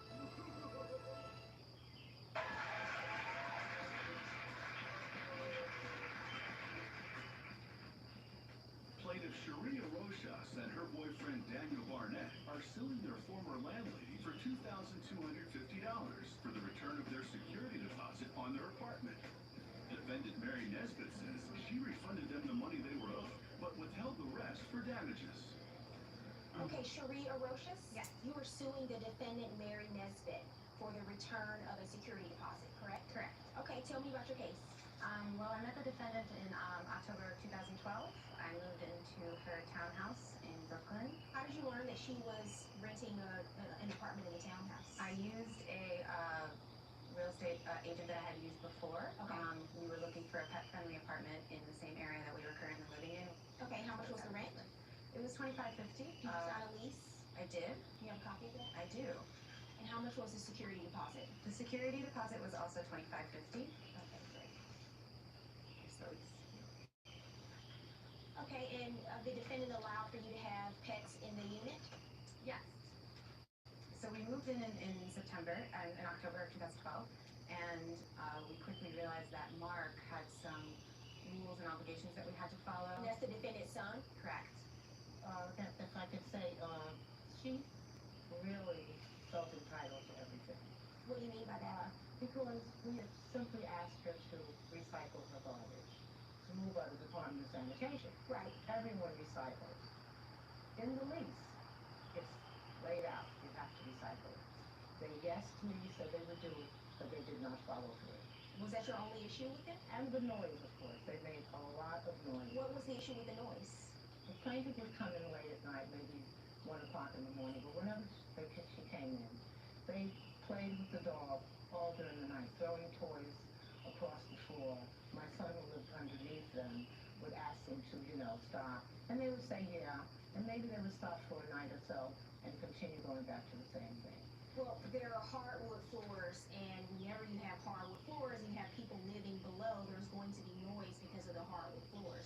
Had you not considered that when you put in the hardwood floors? We did consider that, and we also told them that they agreed that they would put down a rug. They didn't do it right away, and when they did get a rug, they didn't get a rug that was large enough. I disagree with that statement. We did provide a rug that was large enough for the entire apartment to appease her son. He was incredibly rude about the recycling. It's not that we didn't want to recycle. It's that he forced my boyfriend to come downstairs and separate the bottle that was in the garbage. I understand the recyclables. What was the issue with the defendant's son? Yeah, I mean, just an example of it. One morning, running late, took the garbage down, and he pretty kind of furiously stopped me at the door. You know, I hear a can in the garbage bag. We have to take care of this right now. Opened up the garbage bag, started sorting through the garbage on the street, and fixed it. If there was a can in the wrong garbage, the sanitation comes, we get fined. You do get fined. So, I so understand for that. him to say like he feels he was being harassed, if the can was not in the wrong garbage, he would not have been approached. Next on Judge Faith. Did you break the toilet seat? No, it's a hinge that connects the toilet seat to the toilet. All we did was use the toilet. We didn't do anything to the toilet seat to cause any breaking. Plaintiff Sharia Rosas and her boyfriend Daniel Barnett are suing their former landlady for the return of their security deposit. Defendant Mary Nesbitt says her tenants were loud and disrespectful. Both of you work? You were working, okay, and were you there in the brownstone the entire time? Are you retired? I'm retired. What did you do for a living when you were working? I worked for the Department of Correction. Okay, what did you do there? I was a supervisor. You were a supervisor? Yes, I was. So you only lived in this brownstone for 1 year, correct? Yes. Okay, and what day did you sign the lease on? October 15, 2012. What day did you move out? We moved out October 1st, 2013. We found a new apartment in September because we received a certified letter from the defendant that our rent was going to be raised about 40%, from $25.50 a month to $35.50 a month. I mean, $1,000, that is, Well, that, the message there was you have to go. okay. Which That was actually the message. Which I took. I understood that message. We found an apartment shortly after that. We got the message. We moved right away. Okay, so your lease actually ended on September 30th, 2013, and then the issue became you kept their security deposit. How much of the security deposit did she keep? $25.50 was the security. She returned $914. I have the check here. She sent a certified check with just the check. No list of deductions. $915 was returned to me. And you did not cash that check? No. Was there a walkthrough before you moved out? No. And Ms. Nesbitt, why wasn't there a walkthrough? She did see the apartment. My son looked at the apartment. Not with me, he didn't, because 2 weeks before we moved out, I had an altercation with her son. So I did not speak or see her son for 2 weeks because he came up to my apartment one day to complain about music, and he forced himself upon a door frame at one point, screaming at me with rage, exclaiming to me that this was not my apartment. I was trying to tell him that it is my apartment. I pay rent to live here. I expect some respect. He wouldn't let go of the door to the point where I was fearful. I called the defendant crying right after, saying that I was very scared of the situation and I didn't know what to do. Ms. Nesbitt, is that true? When he spoke to the plaintiff, he said he was standing in the door, and when he was asking her to be quiet or whatever this conversation was, she went to slam the door in his face. Okay, so you deducted from their security deposit $1,635. Yes. Now I know that you kept $83 for rent for the first day of October, and you were making me stay there 1 day in October. Why did you keep the rest of the security deposit? We have wooden floors, wooden Brazil floors in the apartment, and it looked like someone took a hammer or some heavy object and just hammered into the floor that it cannot be repaired. May I see the photos of the Yes. damages to the floor? It was established in 1948. Been a good time for a long time.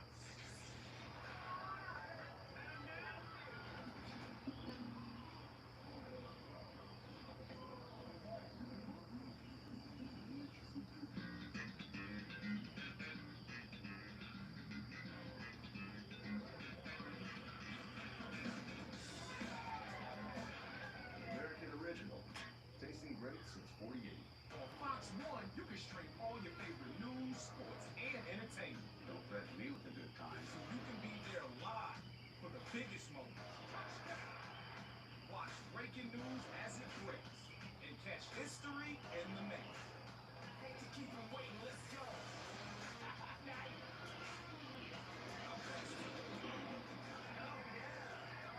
Fox One. Streaming now.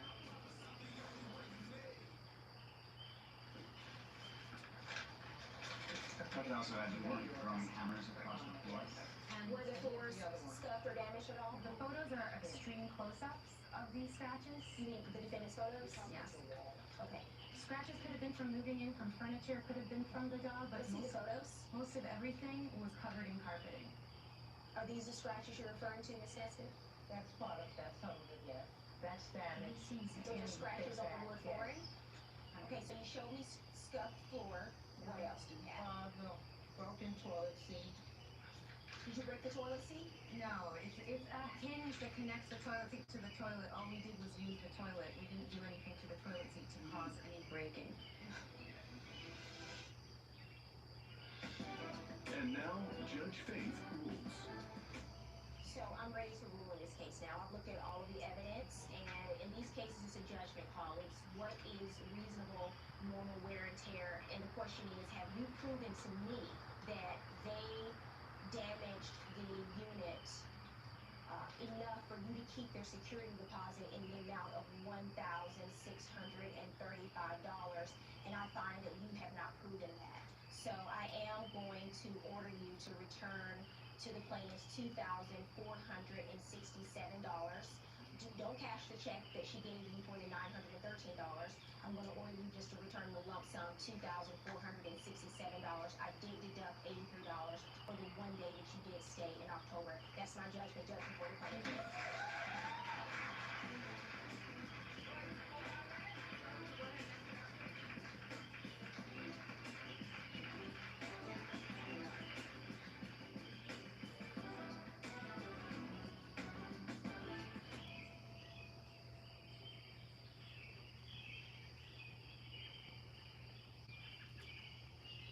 Today on Judge Faith, this plaintiff knew it would take a camera to prove in court that he had a contract with her. That's not correct. I'm recording this as a witness, just in case I need to take her to court. You know, I've never seen someone who actually has a video promissory note. I'm not mad. And later, he wants to know who drove her car into his building. He followed the trail with radiator fluid, parts of the car. He followed the car to the defendant's home. Yes. So at that point, you had no idea that your car had been damaged in an accident? No. So what's going on? I asked the questions in my courtroom, not you. Faith Jenkins. Her distinguished legal career began when she graduated first in her law school class. She quickly became a tough New York City prosecutor, and then a preeminent legal analyst on cable news. And now she's the judge in her own courtroom.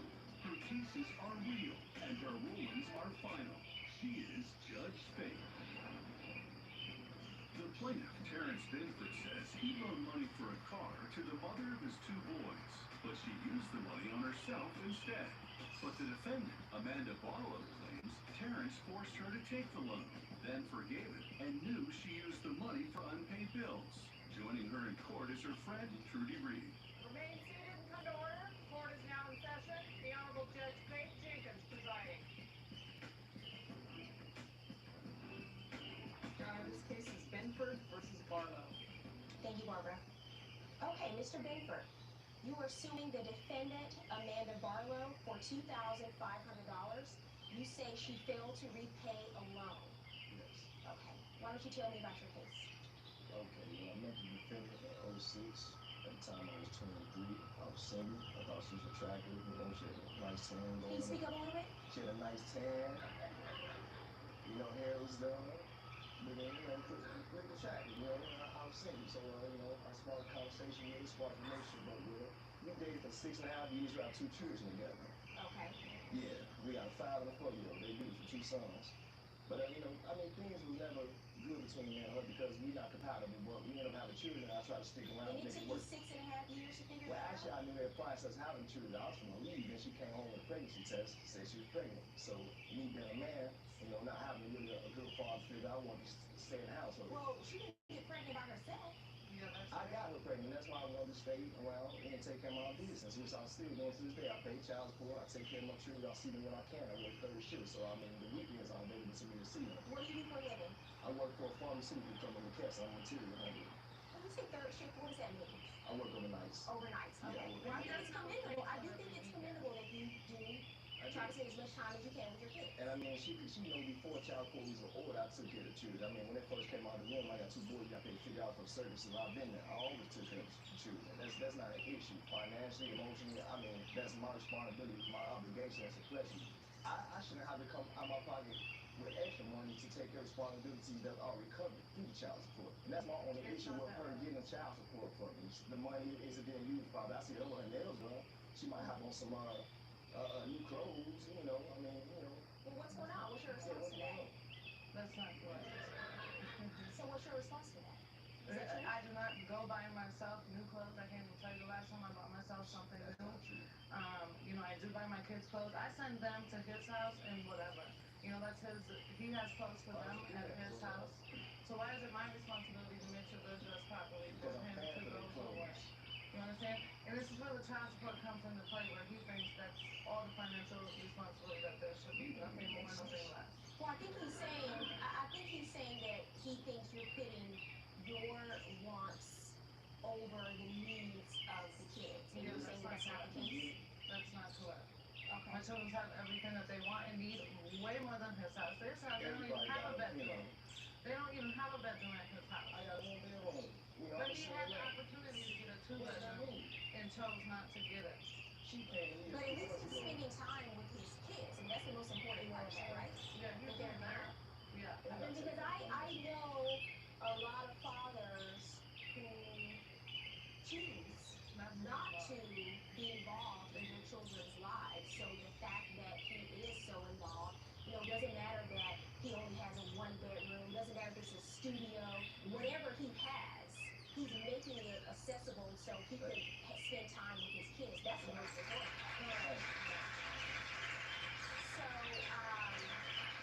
So you know, let's give credit where credit is due on that issue.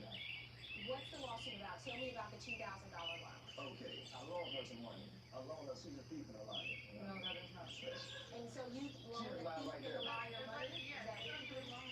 She's very deceitful. She's a thief and a liar, and the reason why I loaned her the money because she needed a vehicle. It gets cold in Minnesota. I didn't want my children out in the cold, you know, on public transportation. Right now at Macy's, shop our lowest prices of the summer on the Bradley sectional. Farmland queen bed and more. Even better, we make buying the big things easy. It doesn't get any bigger than Macy's July 4th. Pre-sale going on now. I think this is Wyoming. A wonderland where anything you can imagine is possible. There are dark forces who want to destroy this world. If we want to stop them, we're going to need to create something amazing. Remember Fight the Chicken? Chicken jockey!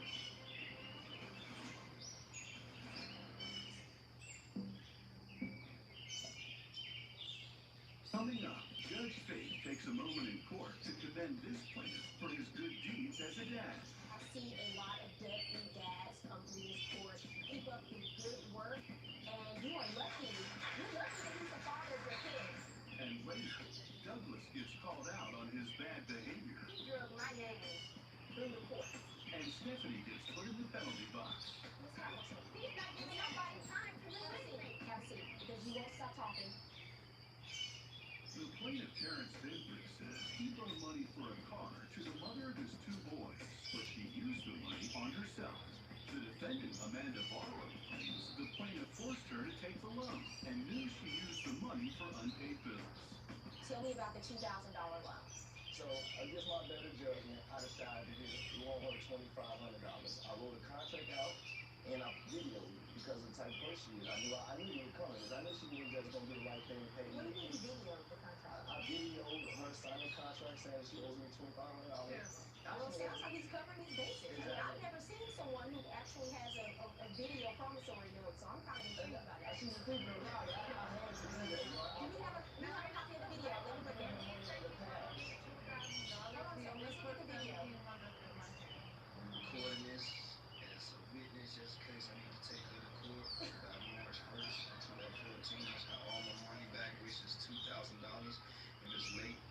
supposed to be 2,500. Oh, You should know what's going on in town. listen, I'm not mad at you for that. You're not contesting that you signed this document that's you in the video, correct? Okay. Now, let me just make something correct. Why didn't you pay back the money? And I don't even know what you're talking about. You borrowed $2,000. You didn't pay me by March 1st. $2,500 owed to you. I mean, it's a pretty clear contract, so what's the fix? I gave the loan prior to the month of the contract, and this is when I brought her. I don't know what She was you're there. talking Who's your witness? Trudy. Step up, please. That's not true, Your Honor. I want my money. I'm What's about her my name? money. Trudy. How do you know the defendant? Friends. How long have you been friends with her? We've known each other for about 8 years. What were you a witness to? We were discussing the loan, and When was she was this? saying, like last month, and he was saying how he wants the money, and she said she's not gonna pay the money. And then February of she's not gonna pay the money, and then he said, whatever that is. Why did you tell him? Contract. I was going to take it to court. I already knew that. Why did you tell him you were not going to pay the money back? What was the reason? Hold on a second. I like to hear her response to this. Because you don't get enough for child support, so it's Yeah, not. 437 is not enough. Okay, so if you don't get enough for child support, you have an option. You already have a court order, so that means you went to court before. If you don't feel that you get enough for child support, then you go back to court and you ask the court to increase the child support. But you don't take it upon yourself to become a court and decide that I'm going to take this $2,000 and use it for child support because I feel you owe me that money. That's not how it works. You have a binding agreement that you sign to pay back $2,000. If you want an additional child support, you go to court and you ask them to do that. You understand? Yes. Okay. Your Honor. What else do you have to say, Trudy?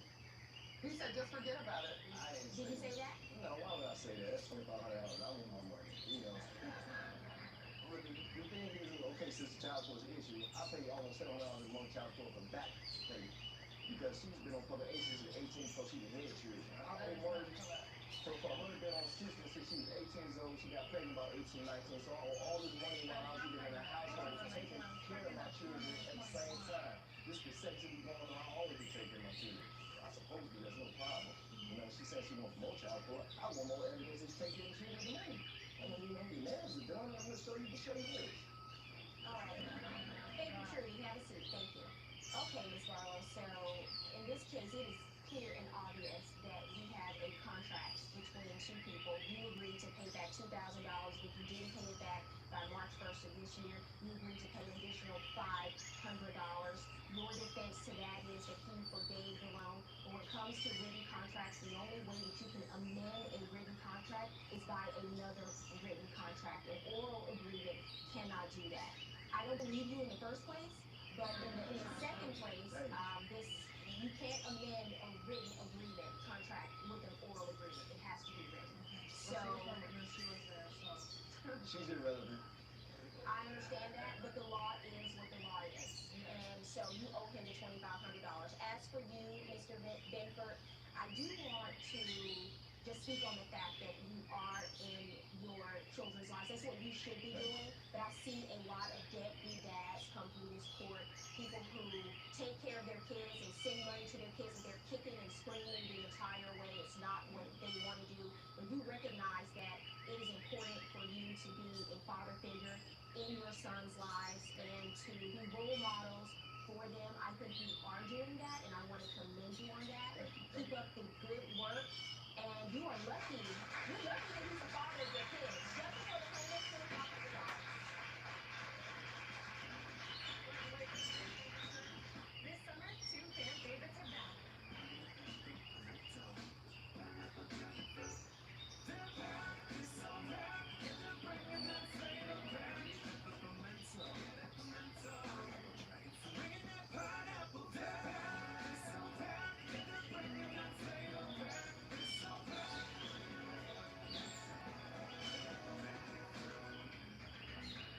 Which favorite will you fan over?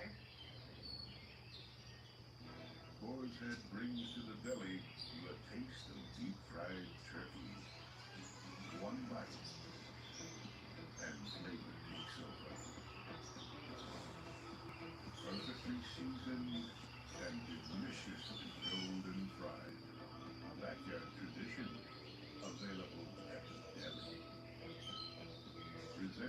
a fryer, deep fried turkey breast, only from Boar's Head.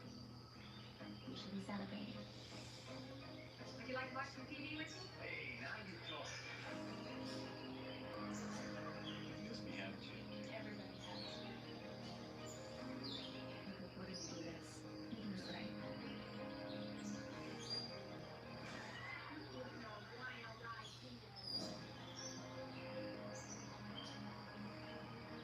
I like that.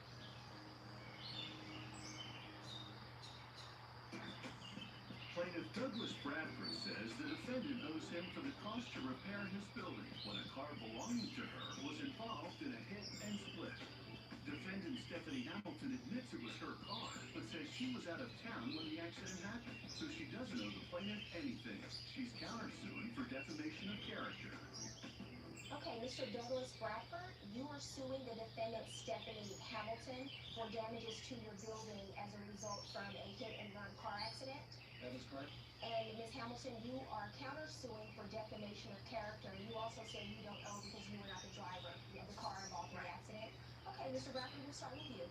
So what happened here? Did you witness the accident? No, I did not. On Sunday, the day of the accident, I was informed that the vehicle did hit my building. I could not get a police report until Tuesday when I went down to the Toledo Police and I picked up the report from the Toledo Police. What were you told about the accident? What happened? After reading the police report, it was pretty obvious that the vehicle which she owned lost control on LaGrange Street. The parked car did $10,000 damage to the parked car, climbed up over the curb, went 15 feet across the sidewalk, and hit my building, scraped the entire front of the building, and then proceeded to leave the scene. How do you know there was $10,000 worth of damage to a car? Because the car was owned by a neighbor of mine, and I spoke with him, and he actually filled out a police report himself. Okay, did anyone witness the accident? Well, he heard the accident, he ran out right when it occurred, and he is the one who followed the car over to where she lives, and he is the one who also called the Toledo Police to come and get the car. By the time they arrived, there was no one in the car. He told me it smelled absolutely of a brewery. There was vomit all over the place. It was obvious that whoever was I'm sorry, when you driving say the car, it smelled like a brewery, what are you correct. referring to when you say it? the car itself. He went down and he followed the trail with radiator fluid, parts of the car. It lost the front right He followed tire. the car to the defendant's home. Yes, which was only a couple of blocks. And he got out of his car and did he observe who was in the vehicle? No, because they had already vacated the car. He did flag down the police. Do you know who was driving the car? Because Ms. Hamilton is saying today she's not responsible, but she was the driver of the car. Ms. Hamilton. When I talked to the detective down at the traffic bureau, he told me the only recourse I had, because they did not know who the driver was to sue the owner of the car. Coming up, their case gets even more complicated when a mystery driver is revealed in court. He never woke you up that morning and told you he was in an accident? No. And you didn't find that to be strange, that he wrecked your car and didn't even tell you about it? Plaintiff Douglas Bradford says the defendant owes him for the cost to repair his building. Defendant Stephanie Hamilton says she was out of town when the accident happened, so she doesn't owe the plaintiff anything. She's countersuing for defamation of character. When was the first time you learned that your car had been in an accident? About 7 o'clock in the morning. Like Sunday morning? Yes, my neighbor come. I just come from out of town. My neighbor come banging at my back door. She said, they're towing your car. So at that point, you had no idea that your car had been damaged in an accident? No. Okay. Excuse me, sir. Excuse me. I asked the questions in my courtroom, not you. Go ahead. Oh, and so then she said, well, I said, I just came from out of town. And she was like, well, just to let you know, this car was, involved in a hit and skid. I said, okay. She said,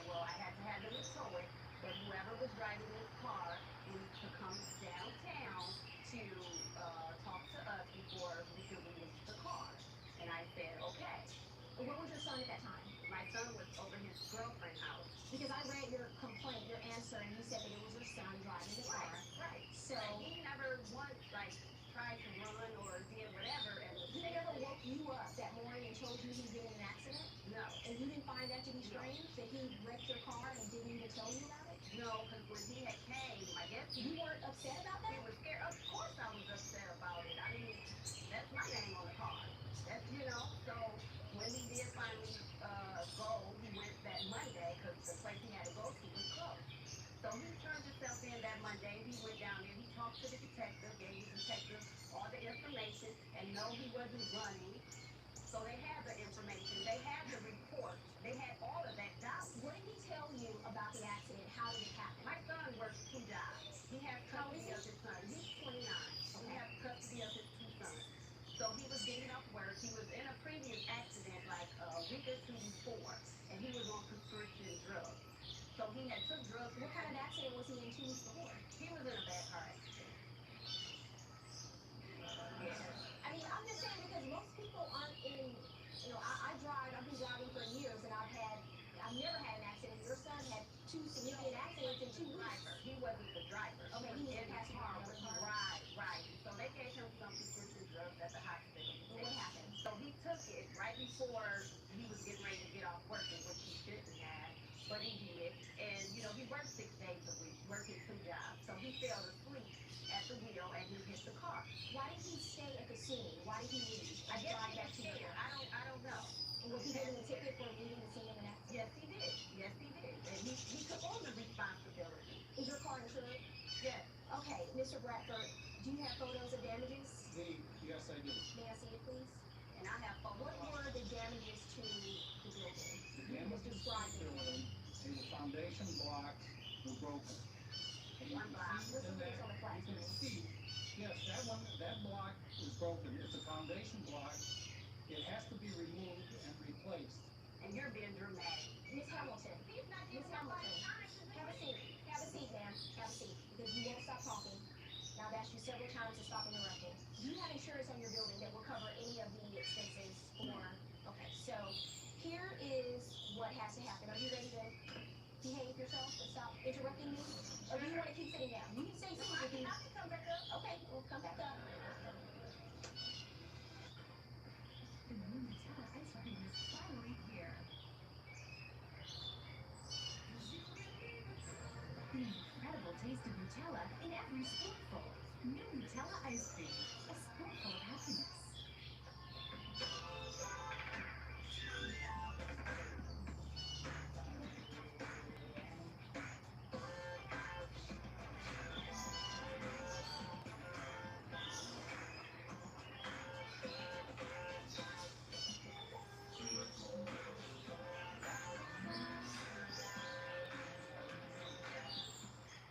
Visit your local Acura dealer for attractive offers. You belong to me. Pull the trigger. So tell me what it was. What happened when you did to my brother? Nothing is not easy to you. I've heard enough. I'm not doing everything that I am. All happens to my heart.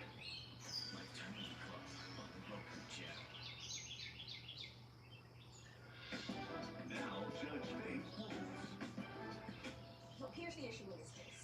You filed your lawsuit a little too prematurely because she's not the right person to sue in Ohio under your state's law. Just because someone is the owner of a vehicle, that does not mean that they are liable if someone else uses it negligently. And based on the testimony that I've heard, it sounds like your son was negligent when he crashed the car, and then he also left the scene of an accident, which is not good. Right. Just because she is the parent, that does not impute liability to her automatically. So in order for you to recover in this case, first, now that you know her son's name and you know her insurance company, you can follow up with her insurance company, sue the insurance company, and see if you can get coverage for the damages to your building that way.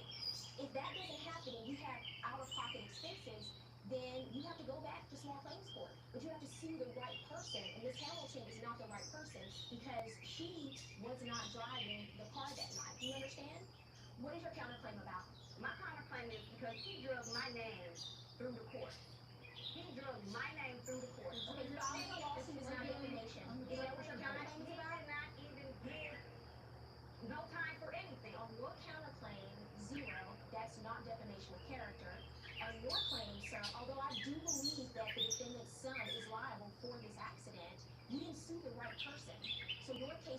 Next, our judgment is for the defendant.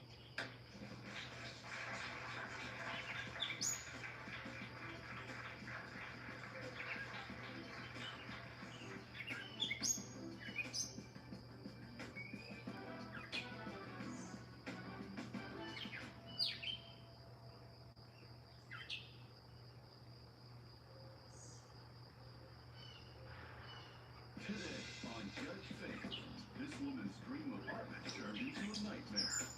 Ever since she bought the building in January of this year, my life in heaven, is what I call my apartment, went straight to hell.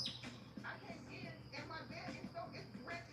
I turned it on the side, it was like Niagara Falls coming out my mattress. She was trying to defraud me.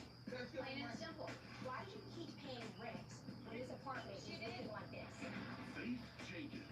Her distinguished legal career began when she graduated first in her law school class. She quickly became a tough New York City prosecutor, and then a preeminent legal analyst on cable news. And now she's the judge in her own courtroom. Her cases are real, and her rulings are final. She is Judge Faith. Plaintiff Danielle Johnson claims her landlady is a slumlord and is suing for emotional distress and damages to her mattress. Defendant Elizabeth Williams says Danielle is a problem tenant and is countersuing for damages to a toilet. Remain seated and come to order. Court is now in session. The Honorable Judge Faith Jenkins presiding.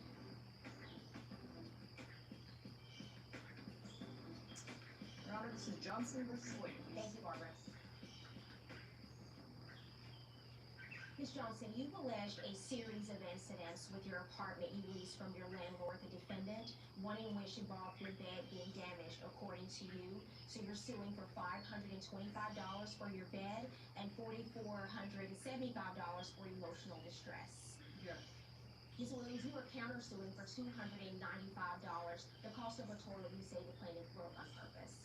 Ms. Johnson, we'll start with you. Let me hear about your tenancy. This here is a slumlord from hell. Ever since she bought the building in January of this year, my flight to heaven, which is what I call my apartment, went straight to hell because of her. How long have you lived in the I apartment? lived in there for 4 years. And then here she comes buying a place out of nowhere. She should have stayed where she was. Because she didn't need to be here. So earlier this year, the defendant purchased the building that you live in. And what happened after that? What didn't happen, okay? First of all, 2 weeks after she got that building, one of her workers, so-called workers, you know, most of them she get from, you know what I mean? That's where her workers come from. One of her workers put their foot through my ceiling in my kitchen. So hold on a second. After you purchased this building, you started doing construction on the roof? That's correct, Your Honor. No. I live in a fourplex, okay? I live on a bottom. She's renovating the one above me. There's nobody in that apartment, okay? Her so-called workers come in there. I'm asleep. I work graveyard shift, mind you. I'm in my bed asleep. I wake up to a hole in my ceiling above my stove. And all this debris all over on the floor. Her or her worker did not even have the decency to come and wake me up, knock on my door or nothing, and tell me that they had did this. They just went on their little merry way. Okay, so your workers were doing construction on the apartment above her apartment. And what happened with the ceiling? What had happened, Your Honor, is we were not only doing the roof and then the vacant unit that was below it. Vacant. I was in that Hold on unit. one It's not second. vacant. I'm in that unit. Hold on one second. Thank you, Your Honor. And what had happened is they're walking in between beams because this. Stop looking at her. Turn around. Look at me. Calm down. Relax. Okay. They're walking in between beams because this unit needed major overhaul before I purchased it, okay? And so when they were walking, one of them went in between the beam and the leg went through. So as soon as we found out about it, sent the men down there, we took care of it. I have the text messages from her, thank you so much for taking care of this. And this is the kind of attitude we deal with no matter what I do. But that's a pretty serious construction issue when someone's leg comes through the roof of her apartment. Actually, Your Honor, no, it was just right in between the beams. You know, it's not like a beam fell down. No, your leg came through my ceiling, and you did not even let me know. I woke up to this. So you're being contested. Hold on one There's second. no excuse for you. They couldn't have the decency to let me know. I'm in my bed sleep. I wake up to He's this. gonna give you notice that he fell through. And then, after that, they have her and her so-called worker. Like I said, they don't have real workers. They get the ones from around the way, you know, the ones from, you know, they could at least went to Home Depot. They know something about the construction, okay? So when's the next time? You said that your roof collapsed a number of times. When is the next time? Before that, we had the February. Everybody knew about the storm that's gonna come in February. About the rainstorm? Yeah, the rainstorm. Okay. We had rain in I don't know how long up in the bay. Okay? Everybody knew we were gonna have rainstorm. Why do hurt workers, okay, again, decide to do the roof during a rainstorm? Are you serious? Who does that? So they were repairing a Who roof. did they do that? So you say that they were repairing a roof during a It would be rainstorm. funny if I didn't have to come home and see this. So what happened? Your roof collapsed? No, we getting there. We get to that one. We ain't there yet. We ain't there yet. No, I came in and my bed is it's drenched. I turned on the side. It looked like Niagara Falls coming out my mattress. So the roof was leaking because of the Yeah, I hit the roof. And then the stupid idiot left and didn't even tell nobody. Do you have any pictures? And this is where you're alleging damages to your bed, right? Do you have photos? Can I see the photos? Oh my God. What happened with the roof leaking? Did she call you about that incident? I think it was in a text, Your Honor. Okay. I took over the property January 15th. I'm talking about that specific incident. I am speaking about that, Your Honor. Okay. On January That's not a 15th. good picture. On January 16th, I notified. Okay, go ahead. I'm sorry. On January 16th, I notified all residents that we would be having dumpsters delivered on the 17th because all of the roofs in the complex, this is a very dilapidated complex, the previous owners did not take. This is what I've had to deal with. I'm Hold on so one sorry. second. Go ahead. So it needed work, and so immediately, like I said, we closed escrow on the 15th. Letters delivered to the residents on the 16th. Dumpsters delivered on the 17th for the work to all of the roofs of the property to be redone. Okay, so let me ask, if you were going to do construction, there's pretty serious construction on the roof, why not move people out of their units if there's a probability that a roof could collapse or there could be serious leaks and people's property could be damaged or legs coming in through the ceiling? Because they're costing money. She doesn't do cheap route. Please, let her answer the question. I haven't done that at all. Because there seems to be pretty serious renovations while people are living in Well, their homes. normally roof construction, you take out a permit, you do a tear off, you see what's going on. This should have been relatively easy when we started into the project. Well, it sounds like the first thing you do is tear off, and then you'll find out that you had more damage, which is exactly what we did. And then you can cover off. Now on Miss Johnson's roof, it happens to be what's called a flat roof, and flat roofs are a lot different than a pitched roof. And when the rainstorm did come in, yes, it was covered, okay, but the water doesn't have anywhere to go when it's on a flat roof, where on a pitched roof it can. So on a flat roof it collected, and that's what caused the problem. However, the roof What has did you do to fix the leak that time, the second incident that she's referring to? For when the roof leaked, the roof was replaced. When was the roof replaced? The exact final date, I don't know, but I believe we finished somewhere. What date did this incident happen with your About the mattress? 2nd or 3rd of February. Okay, when was the roof replaced? It was in process at that point. I believe we were completed by the end of February. Okay, so There is no excuse. No, not as long as you breathing. don't talk to each other, ladies. Just don't talk to me. I don't understand the red cards. It's so confusing. I can help. The thing with cards in football is the opposite to your Sapphire Reserve card. Red cards make it harder for you to earn points. This card earns you 3 times the points on dining. Thank you. Also, you get a $300 credit on travel. You ready? Yeah. And 2 yellow cards means that you're out, but that card gets you and 2 gets in here. Experience the card that's remarkably rewarding. Chase Sapphire Reserve.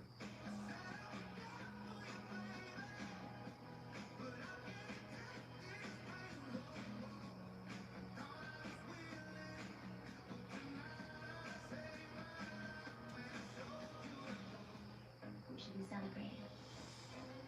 Would you like to watch some TV with me? Hey, now you talk. You missed me, haven't you? Everybody has. Looking forward to do this. We do it right.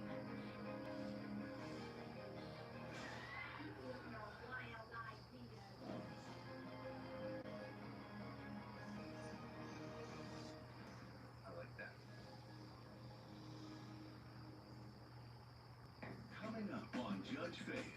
I had to forget that permission to even go to the bathroom because the workers was up there standing around laughing and playing music. Maybe you wasn't so busy sexting, working, I could have got yourself done. Really? Yes, really. She complained about her son because she couldn't get no.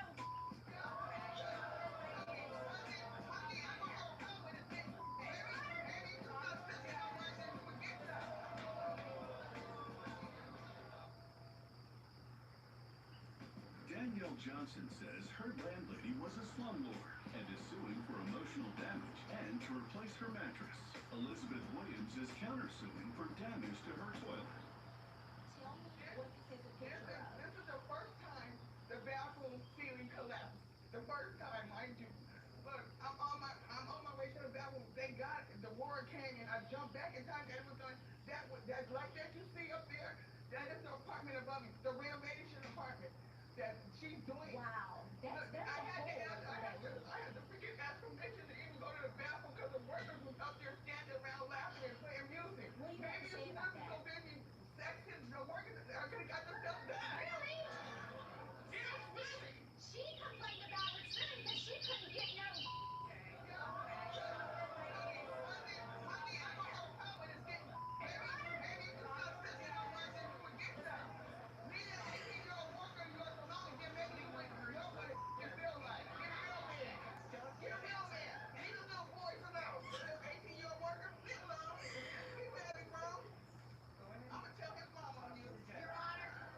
Your Honor, when I was notified of corrections by the city, the corrections were fixed within 3 days. 3 days, And the city was notified me by email.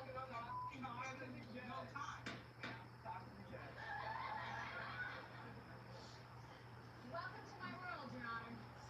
You are the devil's mother. Okay, ladies, you have to watch your language. You understand? You're in court. Yes, no, I'm sorry. I'm looking at this photo now, and this is a pretty significant problem. This looks like work that needs to be done when residents have been removed from the area because that doesn't look safe. That doesn't look like a safe place where someone can live when there's a hole in the ceiling. What do you have to say about that? Wait. Yes, Your Honor, unfortunately, that's what happened. The apartment above had, like I said, so much problems. And when you open up the walls, I can see now why the previous owner left this unit vacant for so long. Because when you open up the walls and water was turned on, unfortunately, water was leaking out of the pipes, okay? And you don't know that till the walls are open. So when that happened, she notified us, boom, I'm so Let me sorry. see the next photo. Just saying. Let me see the next photo. Wasn't this leaking into her construction started? That's my bathroom. What is this? That's when the bathroom, when the ceiling collapsed, and that's a good picture. You ain't seen when it got bad. What do you have to say about that? Your Honor, yes, that absolutely happened, okay? And we Twice. came in, we fixed it immediately, we did all of But the it should not cleaning. have happened. That's the problem. You know, This is inexcusable. She does not have to live in an apartment where the roof keeps collapsing above her head. She shouldn't have to live like that. Would you want to live in an apartment like that? Would you want to live in an apartment like that? I'm sorry, Your Would Honor. you want to live in an apartment where the roof keeps collapsing No, and the bathroom absolutely looks not. like that? No. That's unacceptable. Right. She doesn't have to live like that. Right. Let me see the next picture. That's What is this photo of? those were the big fans that ran for 3 days in my bedroom. Mind you, I was out of my bedroom, sleeping on an air mattress in my living room for a month. Now, mind you, she's up there doing construction. Nobody Let lives me up ask you there. something. Why do you move? Because I had nowhere to go. I work at night. Where do you work? I work at a homeless shelter in San Francisco. What do you do? I'm a service coordinator. And I'm there at night. By the time I come home, I'm tired. I prayed to God that someone would help me. I prayed and I had to even remove my dog because he was so scared. And I'm like, it just...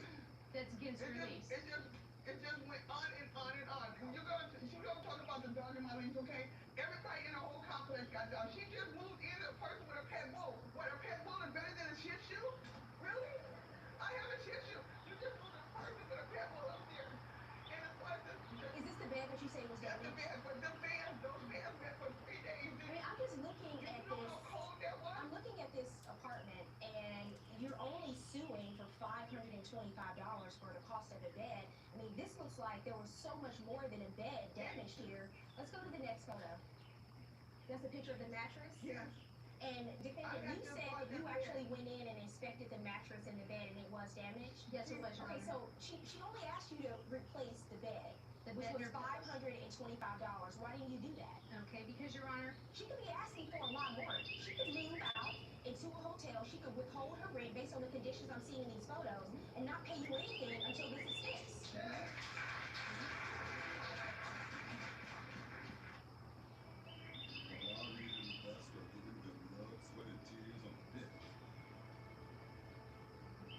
We'll be sweating right along with it. Michelob Ultra Zero. Superior. It's blue heat.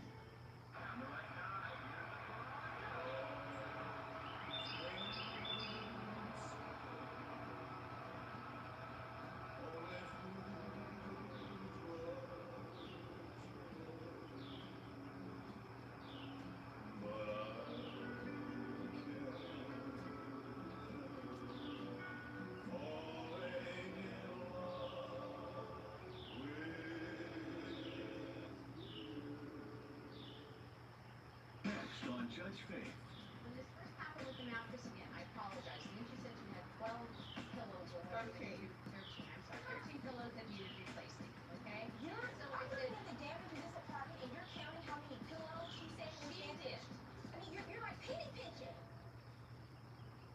Danielle Johnson is suing her landlady for emotional damage and to replace her mattress.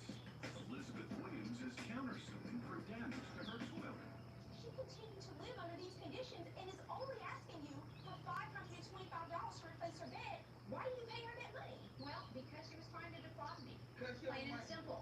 She offered She's to pay trying me to defraud you $200 if I and you want her have to no live case. in this unlivable apartment. No, that was not the case. How is she trying to defraud you? Okay. She told me when this first happened with the mattress again, I apologize. And then she said she had 12 pillows or whatever. that 13. needed- 13, I'm sorry. 13 pillows that needed replacing, okay? So I'm I looking said, at the damage in this apartment and you're counting how many pillows she said was She damaged. did. I mean, you're like penny pinching. Yeah. And I don't get it. Now, this is thousands of dollars worth of damage and you're concerned about how many that pillows damage are was to on my the property, bed. not thousands of dollars to her property, thousands of dollars to my I'm property. looking at these photos and I'm telling you now, there's no way that just a bed was damaged and that she should have to live in those kinds of conditions. There's no way. I mean, the fact it is unfathomable to me that you can look at those photos and I can look at those photos and everyone else and know no one should have to live like that. And you're saying, I don't think that bed is worth $500. It's just, It's no excuse. Judge, she told me if I sell for 200, she would make everything go away and I could continue to live there. No. Yes, you did. No, I Yes, didn't. you did. Don't lie. See, the problem in cases like this, because I think this is horrible, I don't think anyone should have to live in these kinds of conditions, and I think it's unacceptable. She should not have to live in a unit like that, and if you had an ounce of decency, you would have put her up into a hotel and let her move out of that apartment and said, you know what, for the next 2 weeks, while we're fixing this roof, you shouldn't be here because it's not safe. If she had been injured, you'd be paying a lot more, lady. She's only asking you for $525 for a mattress and a bed.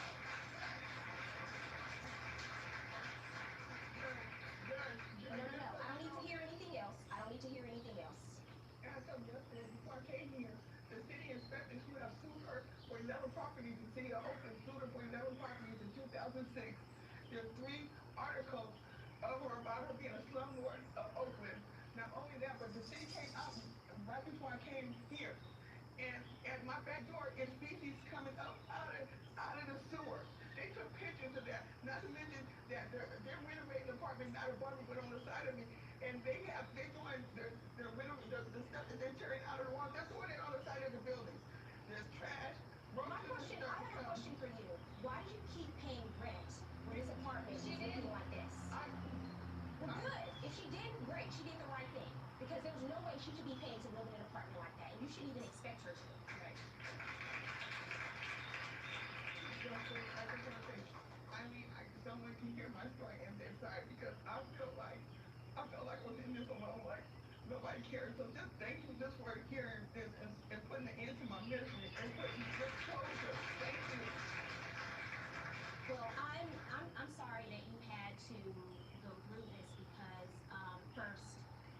I love the work that you do. There are not a lot of people who are willing to go into shelters and work with people who are homeless and need help. And I know that's a job that doesn't pay a lot of money. And you probably are in a situation where you could just go to a hotel like some people can when there's construction and things going on in their homes. And you don't have the money to go to a hotel, so you're stuck living in a situation like this. And that's what's really unfortunate here. I'm not saying that the roof needs to be built like Noah's Ark, but it should be able to withstand a rainstorm. And now, Judge Faith rules. You actually have a counterclaim suit for a toilet that you think she intentionally broke in that apartment. I mean, I'm looking at the apartment and everything looks horrible. And I don't want to hear your counterclaim because this case really upsets me. My judgment in this case is for the plaintiff. I'm going to award you $525, which is the cost of your bed. I think that you could have asked for a lot more in damages from this situation. You're asking for $4,475 in emotional distress. This is not an emotional distress type of case. This is a contracts case. So I can't award you emotional distress. She did breach her contract to you. And in every contract, in every lease, there's an implied warranty of habitability. And I think that was breached. I'm going to award an additional $1,000 to you in punitive damages and have her pay you an additional $1,000 for everything you went through the month that she chose to work on that roof while you still lived there in those horrible conditions. I think it was unsafe. I think it was dangerous. And I think it was a unpleasant experience, to say the least. It seemed like it was a nightmare. And one of my goals in life, I try to treat other people how I would want to be treated. And there's no way, if you or one of your relatives were living in that apartment, you would allow them to stay there while that place looked like hell. My rulings for the plaintiff, judgment for the plaintiff, my verdict, $1,525 for the plaintiff.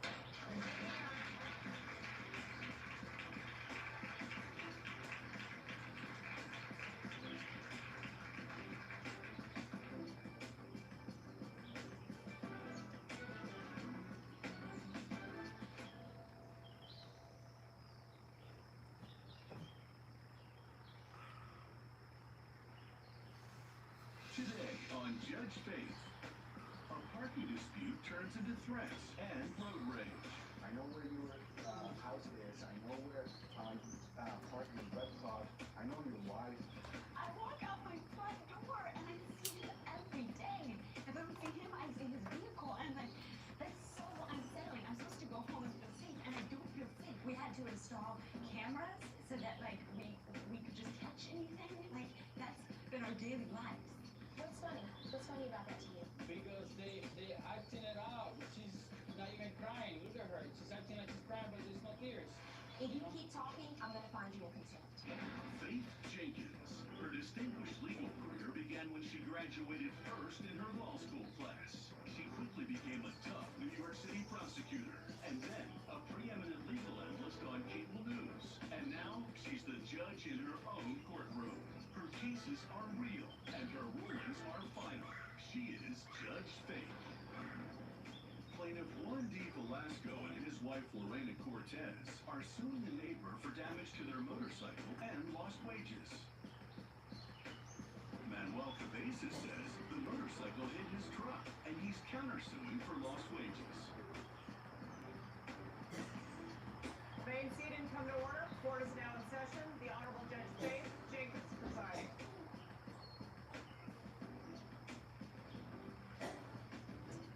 Your Honor, this is case Velasco versus Cabezas. Thank you, Barbara. Mr. Velasco, you're suing the defendant for $1,588 for damages to your motorcycle and lost wages. Mr. Cabezas, you say you owe the plaintiff nothing because you did not hit his motorcycle, and you're countersuing for $1,170 in lost wages. Mr. Velasco, we'll start with you. What happened? So first of all, Your Honor, this guy and I, we live in the same neighborhood. We've never met before. That's not true. On April 23rd, I was working on my motorcycle with a friend. We were fixing the right-hand mirror. It was a little loose, so I needed to take care of the. Where were you doing this? In front of my house. I was parked legally. 90 degrees in my bike. House. Yeah. Okay, don't interrupt, sir. Let me hear. What is So I was parked on my motorcycle and working on it. When out of nowhere, this guy shows up with his van, pulls next to us, and he comes out of his van and he's saying, "Hey, don't you see that I'm trying to park there? You need to move away." Which, to me was a little surprising and aggressive, his tone. So I just responded, "Look, I'm parked here. I've been parked here for all morning and I'm working on my bike right now. I don't plan to move away." He said immediately, "I know where your house is. I know where you park your red truck. I know your wife." And all these statements that out loud someone that you've never met before, it's a little, threatening, and it's just a little scary to me. Was your motorcycle parked directly in front of your house where you live? So my house, it was in front of the street, in front of my house. Across the street. Was it parked in front of someone's driveway? Yes, in the neighbor's driveway. Hold on a second. I haven't asked you anything.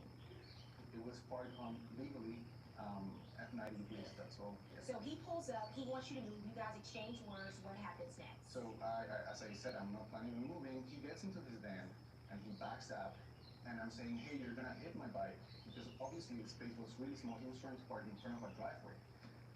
And then he hits my bike when he goes forward, and I just pull up my cell phone really quick and record what On the happened. driveway. Really, really fast it happened. I said, "Hey, you hit my bike, you need to give me your insurance." Completely ignore me, and he just walked away, give me his bag, and shut that door. Okay, and did you went call the for it. police? I said, "I'm not gonna give you the I insurance." said, don't interrupt. So, You call the police? so basically what happened is that I was trying to talk to him, and he just walked away. So at that point I was obligated to just call SFPD. So I called SFPD. They came to SFPD is San Francisco Police Department. Okay. So They came- responded, do you have a police report? I have a collision report card. Let me see that. Yes. Okay, sir, I'll hear from you. What Okay, happened? okay, Your Honor. First of all, do you live on this street? I live a few blocks up the street. I was working on the person's house where this happened. Okay. So my neighbor and friend, also my client, she has complained to me in the past how they both switch over with the motorcycle and the big red truck, and so when the space comes available, he comes and parks his bike in the middle so nobody can get there, and then she comes with a big red truck and blocks the whole entire area. So this old person, my neighbor, she How many came. vehicles do you have? We have 3 vehicles. We have a truck for our business. We have my motorcycle, which is my main transportation because I go downtown a lot. It's super hard to park in San Francisco. And then we have a mini car. And the red car too. Okay, and where do you keep those vehicles parked? We park in the street because there's street I parking. can't hear what he's saying because you keep I thought interrupting. it was my time. Didn't you say it was my I'm time? asking him a question and he's answering it. So basically, we need to park on the street because like everyone else in San Francisco, street parking is very hard. And basically, you see a spot, you park in it, and that's about it. Okay. That's how it is in that. Okay, but on this particular day, that's the you problem. drive up and his motorcycle is parked. Was it in front of the, are you saying his motorcycle was in front of a driveway? Yes. Or on the street? You say his In the motorcycle was street, blocking in the the driveway. street on the driveway, because in the city in San Francisco, the houses are tight together, wall to wall, so there's no space in between properties. So one little space like this is worth a lot of money, literally. Like people fight for space to park, and neighbors got this silent code that they respect the spaces, But this couple right here have a lot of cars. But you don't So they live don't on the respect street. You were a nobody's visitor. spaces. You were a visitor on No, the street, right? I'm a contractor. You were working. I was You were working visiting someone who on lives my on the friend's street. house. I was Okay. working on my friend's house right across the street from their house. He has a 10-foot wide sidewalk. He has I plenty understand that, but it space. wasn't your parking space that they It were was the parking, right? driveway of my customer. Okay, so So you I got, had the right and a you see- contract. you see his motorcycle parked there, what happens? No, his motorcycle wasn't parked there. I was there, and the space became available. I was gonna pull forward. I asked him to move. I have actually asked him to move in the past already. 2 weeks before this happened, I told him, "Hey man, I didn't say exactly what happened, but because it was no need for that. But my client was complaining that he was blocking the driveway all the time, and she can never get in there. And so I was about to start the job, and I told him." He was already blocking me when I told him, "Look, man, can you not please park here? Because I need to get over here with my truck, and I got equipment, I got tools, I got materials, I got helpers. There's trash that comes out of here. There's things that are gonna go in. Okay, so what happened? You And had so this can you please conversation not with park him. here?" And so okay, no problem. He shook his head, okay, fine, and he went and parked across the street on his sidewalk where he has plenty of room for that. Would you like watching TV with me? Hey, now you talk. You miss me, haven't you? Everybody has. Okay, we're gonna do this. You do it right.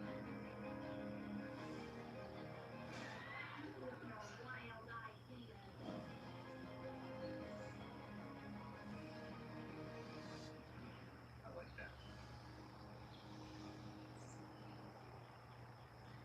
Coming up on Judge Faith. That didn't happen. That happened after the incident. In fact, there was a guy. Sit down. And later, We had to install cameras so that like we could just catch anything. Like that's been our daily lives. Juan Velasco and his wife Lorena Cortez are suing contractor Manuel Cabezas for damages, claiming he deliberately hit their motorcycle with his truck. Manuel says it was Juan who caused the damage. He owes nothing and is countersuing for lost wages. I'm asking you specifically what happened on this day This is at what's this happening. Let time me finish with the story. I'm motorcycle. getting there. This thing is an ongoing incident. Stop. Let me Okay. get you straight on something. Okay. I'm asking you a question and I want you to answer it. You're trying to tell me about everything else that's happening. I'm asking you how his motorcycle hit your truck as you allege. He Tell parked me his about- motorcycle. Stop interrupting me Okay. and answer my question. Yes. How are you saying his motorcycle hit your truck and damaged your His truck? motorcycle never hit my truck. In fact, I got a pictures here with the motorcycle when I parked, and he was parked, and he doesn't park in a 40. He parks in a 45-degree angle, not a 90-degree angle. Look, this is it right here. Barbara, give me those pictures. And the damages that he's claiming that I did to him, you know, I got pictures of all his damages, and you know, it has nothing to do with my truck. You said in your answer, sir, that his motorcycle hit your truck. I'm asking you how that happened. He didn't hit my motor. I'm confused. He didn't hit my. I didn't hit him. Why are you confused? All I'm asking you to do is tell the There's truth. a lot of things going on. There's a lot of questions happening. That didn't happen. That's his story. You got the picture right there to prove. And this is the damages that he's claiming. Tell me that I did that with my bumper. I mean, somebody smart can say that this was a road rash, that he dropped his bike on the street, and then he scraped it with the sidewalk or with the asphalt. My bumper could have done this. Let's Look look at at it. photos on the plasma. What is this a picture of? Do you see my truck? My van hitting this motorcycle there? That's your white van, Yes. and that is And your my bumper is motorcycle. black, Your Honor. Your Honor, as you can see, I'm not in the driveway. That's the sidewalk. And it's 45 degrees because you moved my bike and you hit it. I moved bike. Look. And there's pictures right here that I can You're so show full that. of it. I have pictures right here that I can Okay, show next that. picture. And this is a picture of. Of the other side of his motorcycle. If you allow me, I can point out to you. Okay. I can point out to you where he got scratches on the same place as the opposite side where he said that I hit his motorcycle. Like he's